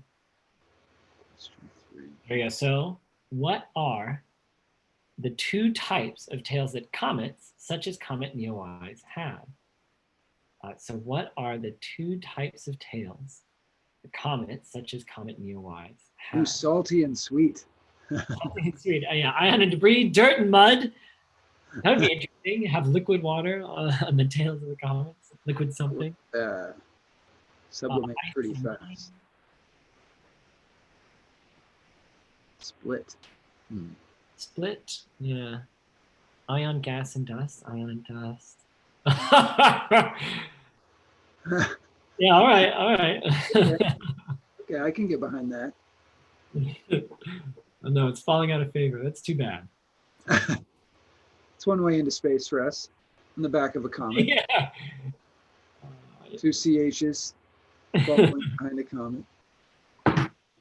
Ooh, tragedy and romance. Ooh. Okay. We're Looks- seeing separation though. The ion and gas tail seems to be. Yeah, ion and gas, ion and debris. Oh, tragedy and romance. Tragedy and romance making a quick comeback. Well, so it's Cameron and Kaylin. Is that tragedy or romance? I don't know. Well, yeah, I guess that's a good question. Maybe it's a little. Oh. All right. Come back next month and find out the answer to that. Yeah, we'll see. Which CH? Oh, it's getting upvoted. So it is dust and ion. So there are two people. So it's really interesting. I'm going to do a little side note on this.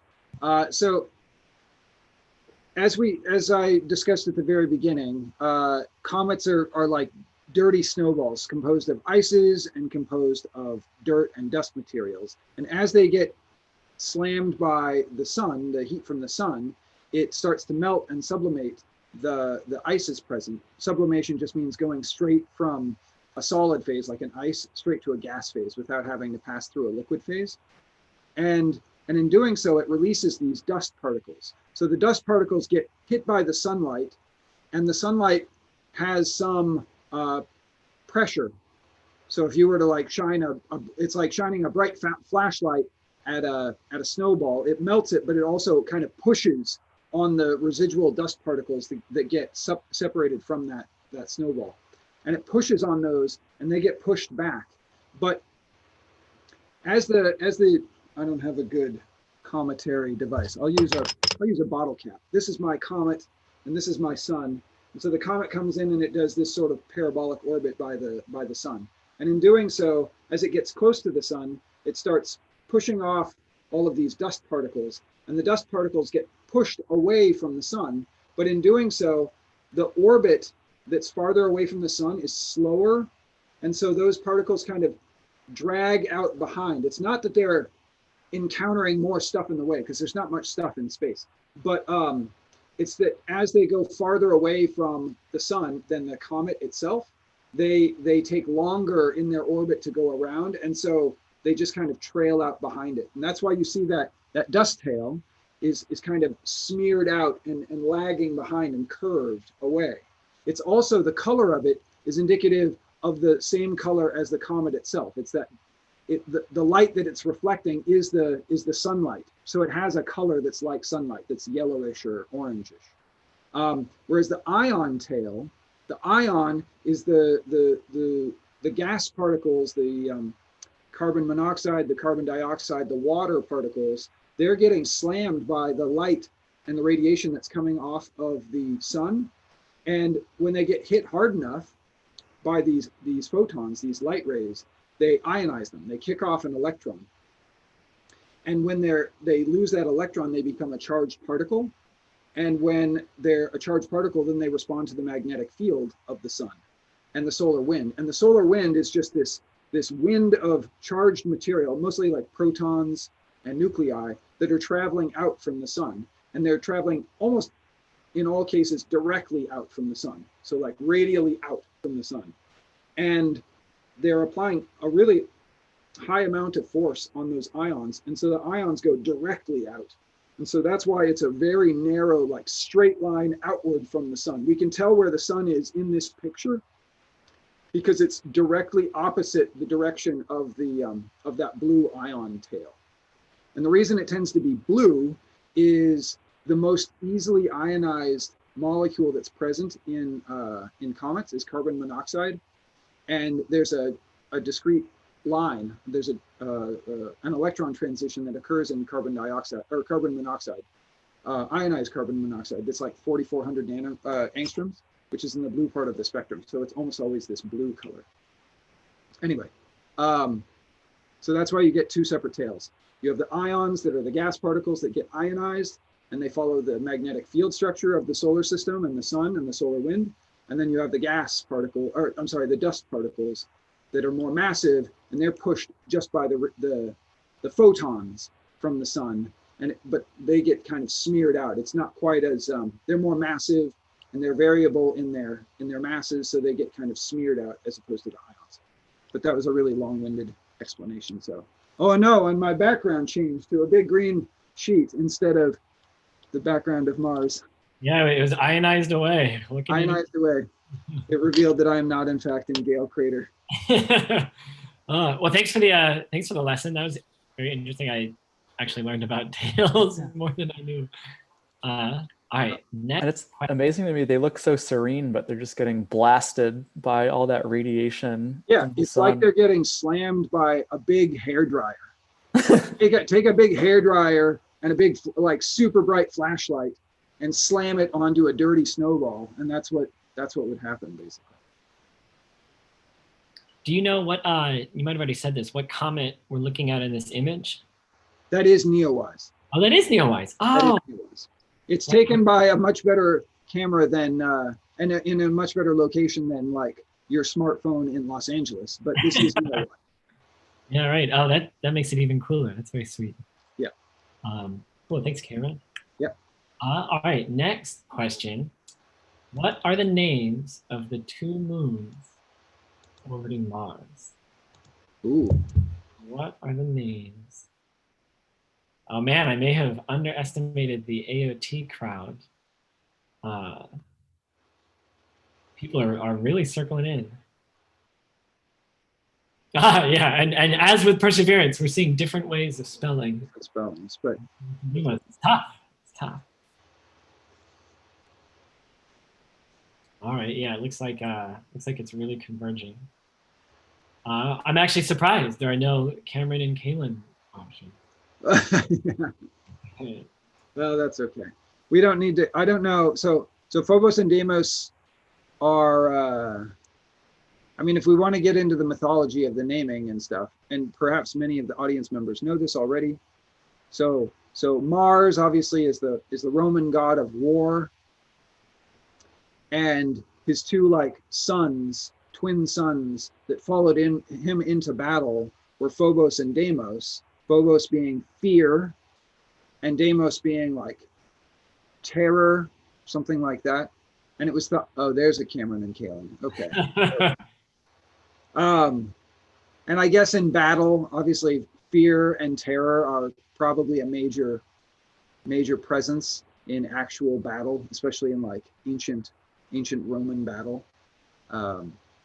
But yeah, the 2 moons are super interesting looking. They're really small relative to the size of Mars. They're only like 10 miles across, 10 and 30, 8 and 30 miles across, something like that. Have these super irregular shapes because gravity isn't, their mass is not large enough that gravity pulls them into perfect spheres. Super cool. Yeah, the moons are wild. When I was looking up this question, something I learned that I did not know is that actually the orbit of Phobos is spiraling inward. So Phobos orbit is decaying such that it'll crash into Mars, and orbital dynamicists expect that to be in about 50 million years. So we might not witness it. And for those fans of The Expanse, I can't remember which one of these, went away, but maybe there was a little bit of a harbinger there. Yeah, and these are actual images. This is data. I think in both cases it's taken by the MRO, our Mars Reconnaissance Orbiter. And it's just wild to see the surface features. I think the crater that you're seeing on kind of the lower right side of Phobos, so the diameter of Phobos, I think it's, what did you say? Is it 10 miles, 10 kilometers?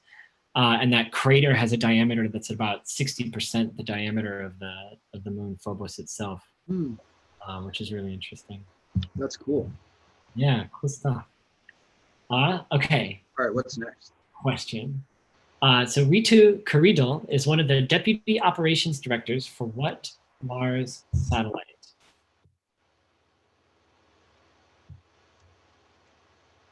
Okay, maybe the pendulum has swung, and this one is a little bit more difficult. Yeah, this is hard. Yeah, Ritu Karidhal, she's one of the deputy operations directors for what Mars satellite? Okay, we've got a vote for Cameron. That's close. That's close. And now, Mars orbiting mission, MOM. Ooh, MOM. MOM. This is something that launched, if I'm remembering correctly, I think it was in 2016. This was a mission for India. Their NASA is, I think it's ISRO, for maybe the India Space something organization. Can't remember. Research, perhaps? I don't know. Any research? They've done a lot of really cool missions, though. The Chandrayaan missions that went to the moon did a bunch of stuff. I think they were one of the first to discover hydroxyl and water signatures on the surface of the moon. Oh, that's cool. So it turns out MOM is correct, as well as Mars orbiting mission is close as well. So this should be a GIF. This is data, orbital data, taken from NASA's JPL's Horizons database, which has orbital information for a whole bunch of satellites, human-made and natural. It is the Mars orbiter mission, which is referred to as MOM or MOM. And I was wrong. It was actually launched earlier than I thought. So it was launched in November 2013. And so this is showing the orbit of the Earth around the sun in blue, orbit of Mars in green. And you can see the orbital path that the MOM took to get to Mars. And so it's been taking data. It got there, I think, in September 2014, is what I'm reading. And studying the atmosphere. And it made India, I think it's the 4th country to launch something successfully otherwise to Mars. And this was actually India's first interplanetary mission as well. And it's been happily giving us great data ever since. Wait, so what are the 4 if that was the 4th? Obviously the US. Yeah, US. European Space Agency. Yeah, and I think China? USSR. USSR. Oh, right, the Lunokhod missions. Yeah. Like Luna 2 landed on the surface. Okay. Yeah. So Maybe the Soviet Space Agency, NASA, European Space Agency, and then Indian Space Agency. Yeah, does China have it in the works, or am I totally making that up? Yeah. So to the point, China and United Arab Emirates both have missions that are launching like now-ish. I guess I don't know when precisely, but in this launch window as well. Ah, okay. UAE just successfully launched this week. Oh, they did? So yeah, yay. Yeah, that's awesome. Kaylin's chuckling because I think that's one of our quiz questions. Yeah. Oh. All right. Well, Yes, everyone you better ever get it heard right that? then. Our guest speakers are Spoiler. more buoyant than I thought. Spoiler. That's okay. Yeah, No, I don't but- think it's the next question. But I just love, and like it's such a cool mental image though, that there's just going to be this fleet of spacecraft flying from Earth to Mars. And so we're just going to have so much more data all of a sudden. It's like a really cool time. yeah, that's awesome. Okay. All right, next Lay it question. on us, Kaylin. Next question. Is it about the UAE? Oh, no. Oh, no, that one's, yeah, the what? That one's a few questions away. Okay. So this one, from which of these solar system objects have we not done sample return? Oh, okay. That refers to bringing materials back to Earth for study, with humans taking them. Yes, and it looks as though a lot of people were paying attention, especially during Nina's talk.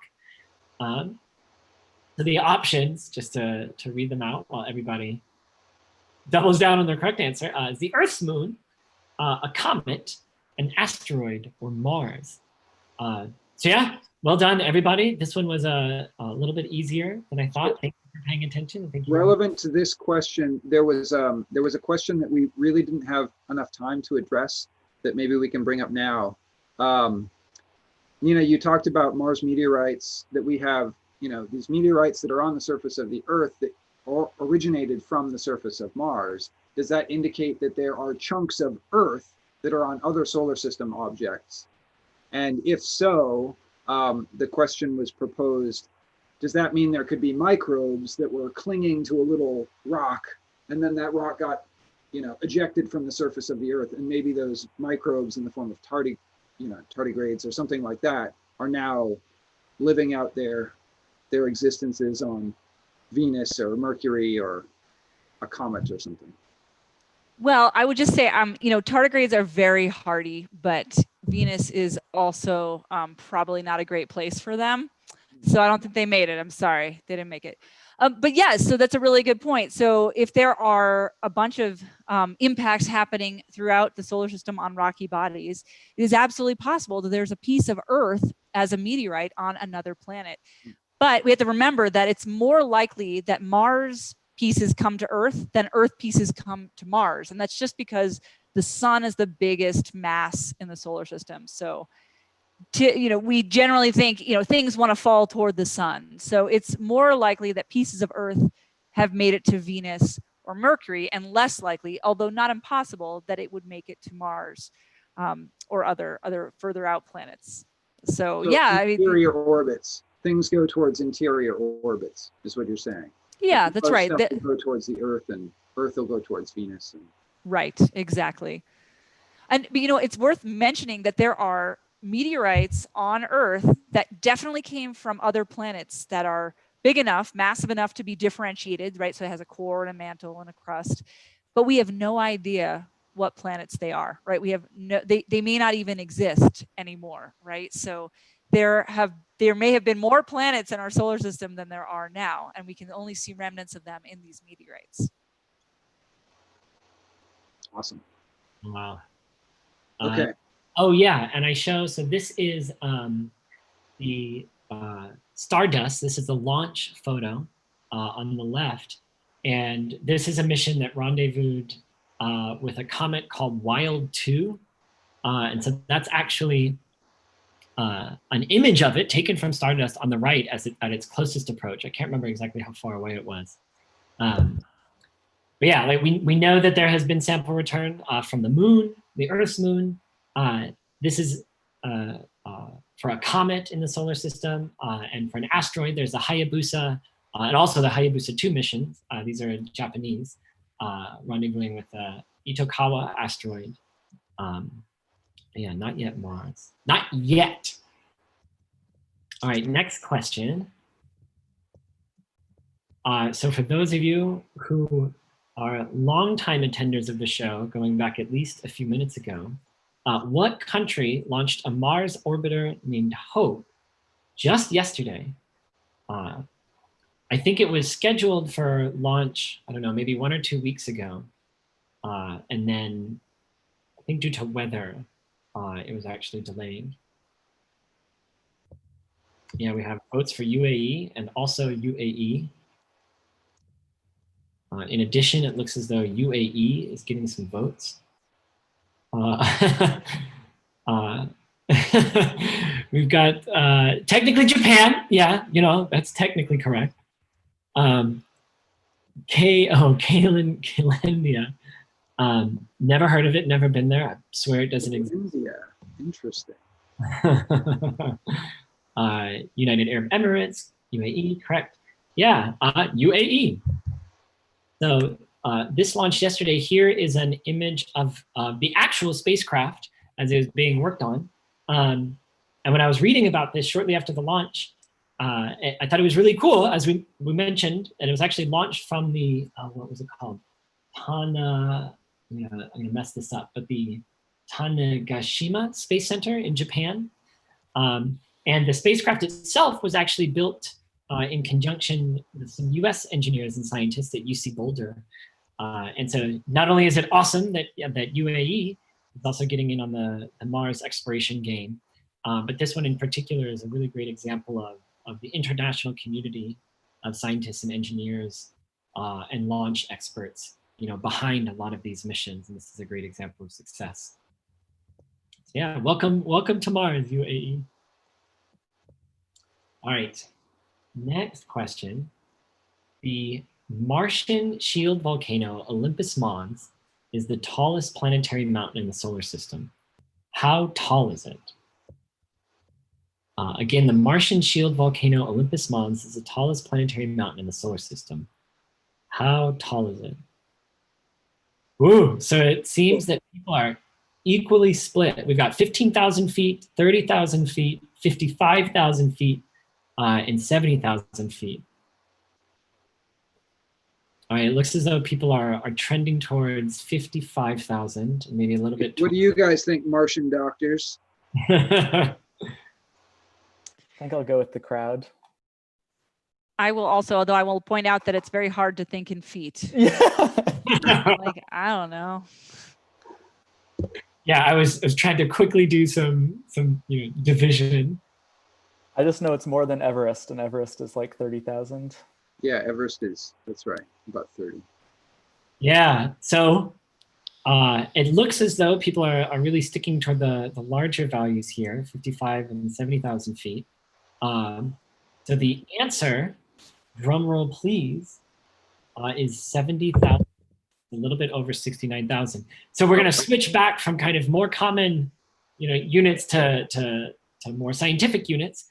But here's a really cool graphic that I found that shows, as measured from respective, I don't know what the geology term is, help me out, but they're kind of base locale around them. Here are a bunch of different mountains on the Earth plotted to scale by height with Olympus Mons. And so Mauna Kea on Hawaii, which actually is not plotted here, but it's about 15,000 feet. That was the touchstone for the shortest answer that I gave. Mount Everest, as Alistair is saying, it's I think 29,029 feet, so roughly 30,000. Wait, so what's Mauna Kea? Because I know from the seafloor, its prominence is substantially larger than Everest. What is it? Oh, so yeah, this is from the seafloor. I don't know the number. This is from sea level. Right, sea level. I always thought that like if you remove the sea, Mauna Kea is the biggest mountain on the Earth from its base level. So its prominence is like, I think it's even like, though the summit's only 14,000, like the full prominence is like 35,000 or something. Yeah, my memory is it's something wild like 45, because I think it's so big, it's depressed the crust around it. Whoa. And so it kind of cheats and actually gets like lower. So if you took the seafloor with no mountain and measured to the top, that would be like 35 or something. But it's so big that it just like squashed the seafloor down. And so you get a trench and it cheats to win. That's awesome. Cheating to win. Yeah. Sweet. That's crazy. I did not know that about the crust. That's wild. All right, our penultimate question here. We've got the solar, it's cut off a little bit, but the Solar Orbiter spacecraft recently took the closest ever images of what type of physics phenomenon on the surface of the sun? Mm. So the Solar Orbiter spacecraft recently took the closest ever images of what physics phenomenon on the surface of the sun? I'm really excited to show the image for this one. It totally blows my mind. It looks like for me, I can't actually get your quiz question. Yeah, it looks like there it is. There we go. Forgot to activate it. Thank you. Oh, okay. There it is. I was like, well, look who's stumped the old age.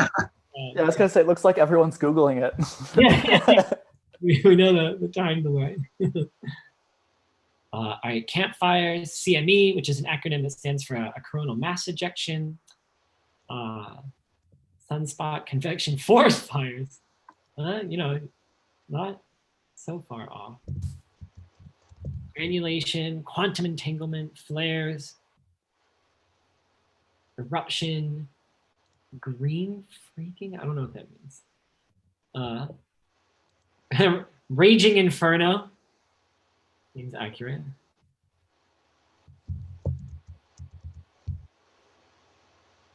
Flares, convection, campfires. Okay, we've got a lot of answers kind of all over the spot, but I think people are circling in on common terminology here. Tardy grave. That's a suggestion. Grave. Oh, I mispronounced that. We've got big votes for Ball of Fire in Space, which I think is also the leading contender for president in the upcoming election. Photon escapes. All right. Okay.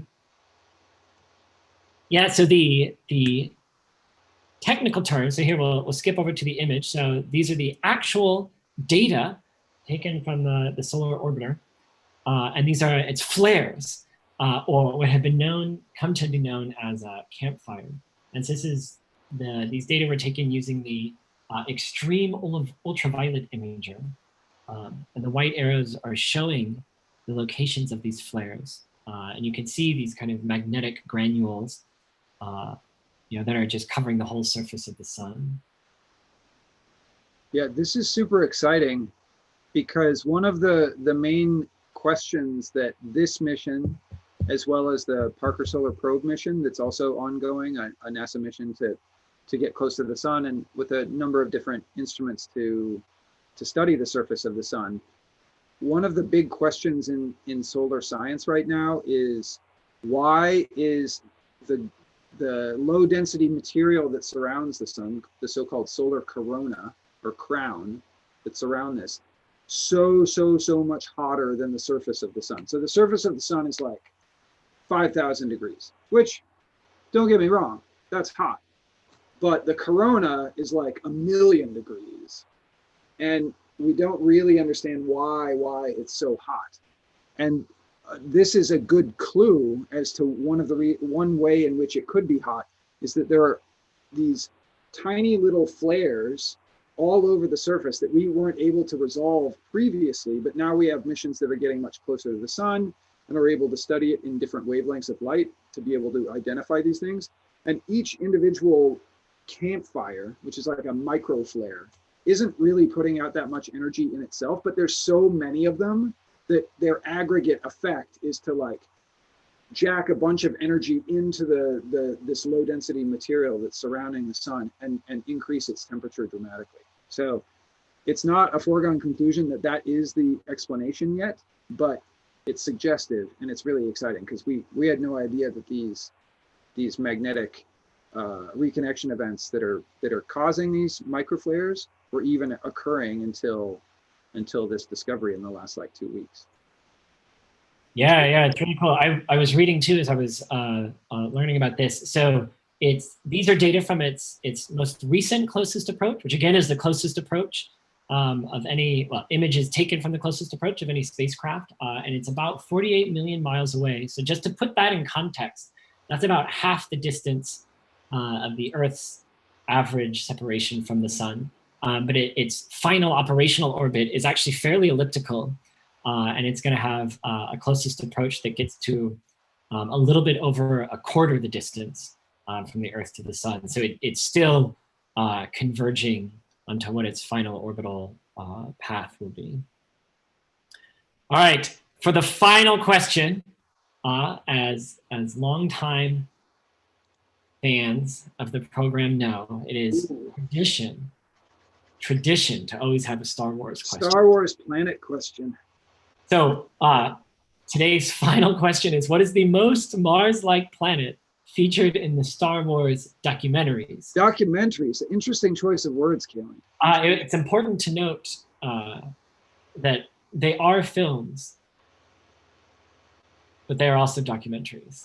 I don't know if I'd go, I'm a big fan of Star Wars. I don't know if I'd go as far as calling them documentaries. However, I do like this question. Is it modern Mars, which is a desert, or are we talking Mars when the Jezero Delta was forming? Oh, I think we're going to go with modern Mars. Okay. Because we don't have as clear a picture as what ancient Mars looked like as we do the present picture of what we see when we look. Well, and that brings up an interesting point, because these documentaries of the Star Wars were a long time ago. A long time ago and far, far away. So, modern versions of Tatooine and Jakku probably look very different from the images that we had. Somebody wrote Mars. Interesting. I like the crossover universe. Yeah, Mars. Yeah. Right here. Wait, so Alistair, what would you say? Not that this is the answer, but if we were talking about ancient Mars, and Nina, this question is put out to you as well. What kind of planet? Can you describe what an ancient Mars would look like? And then we can try and find maybe a Star Wars analog to that. I guess, the main picture is lakes and rivers that were running around. It's still as you're saying, there's still a question how active and long-lived the Mars hydrological cycle was. And so, some people argue for, hundreds of millions of years of a stable hydrological cycle, evaporation and precipitation all over the place. And other people look at the evidence and think it's most consistent with like, all right, it's mostly like cold and dry, but then every once in a while, something impacts and adds enough heat to melt. And maybe I'm in the middle somewhere. So I would just say lakes and rivers. I don't think I know my Star Wars well enough. When I'm thinking of lakes and river planets, I think of Naboo, which was featured in the first two Star Wars, maybe first three, episodes 1, 2, and 3.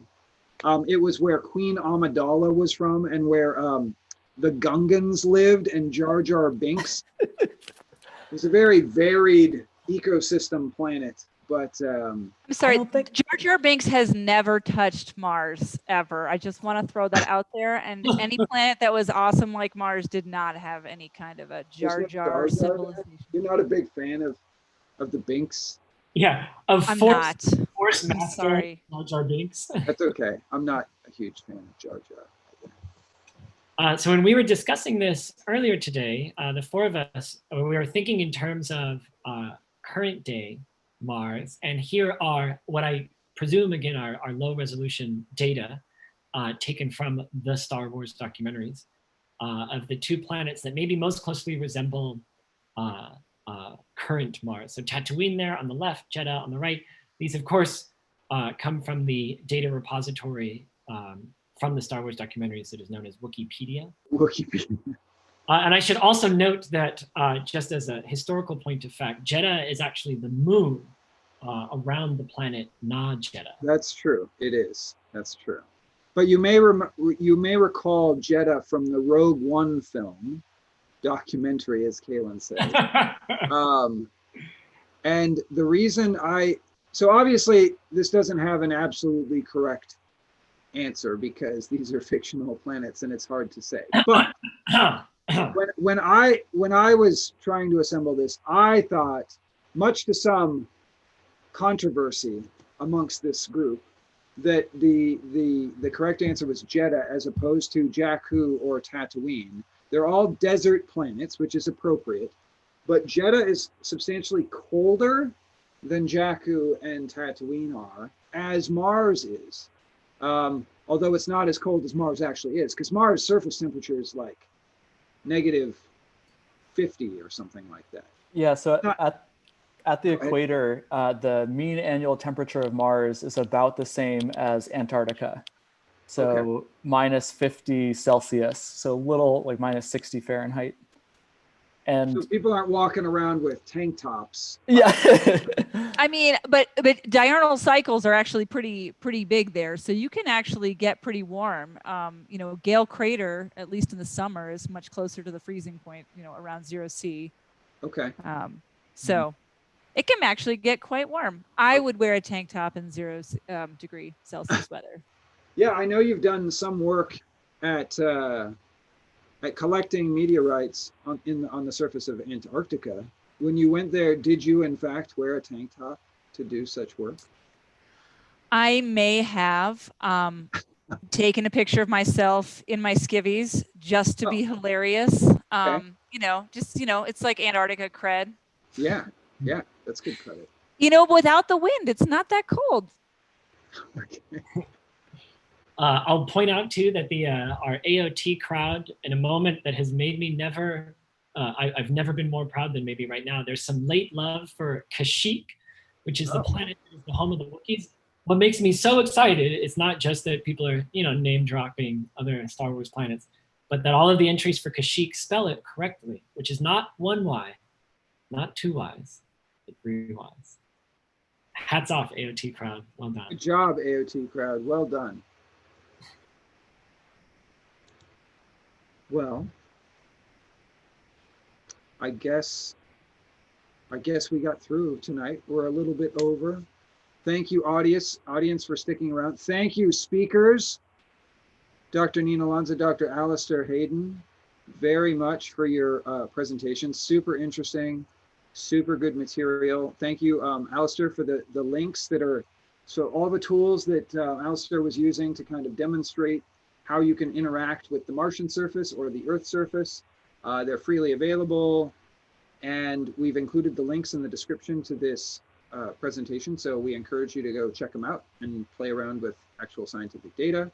And yeah, stay tuned for 10 days from now, less than 10 days, because it's supposed to be July 30th at like 5 in the morning PDT for the launch, hopefully, of Mars 2020 Perseverance. It may get pushed back at most, what, a week, 2 weeks or so, is what you said, Nina? The last day of our launch window is August 15th. So we have to launch between now and then, or we're waiting another 26 months. Or wait a long time. Okay, well, fingers crossed that the weather keeps, and super excited to see the launch and see the outcome of all this new science that's going to be done by us on Mars. So thank you guys. Our next event, stay tuned on our website, outreach.astro.caltech.edu, or our YouTube channel. Well, I'll post the next events that we have. We'll have another Astronomy on Tap next month around this time, again on a Monday night at 7:30. And we'll have another Caltech Astronomy public lecture, I think August 3rd or 4th. I forget the exact date, but it's the first Friday in August. And thanks, and stay safe, and wear a mask, and we'll beat this darned coronavirus all together. And then we can actually go back to having this in bars and drinking together and giving each other high fives and discussing Star Wars plans. So thanks, guys. Have a good night. Thanks, everybody.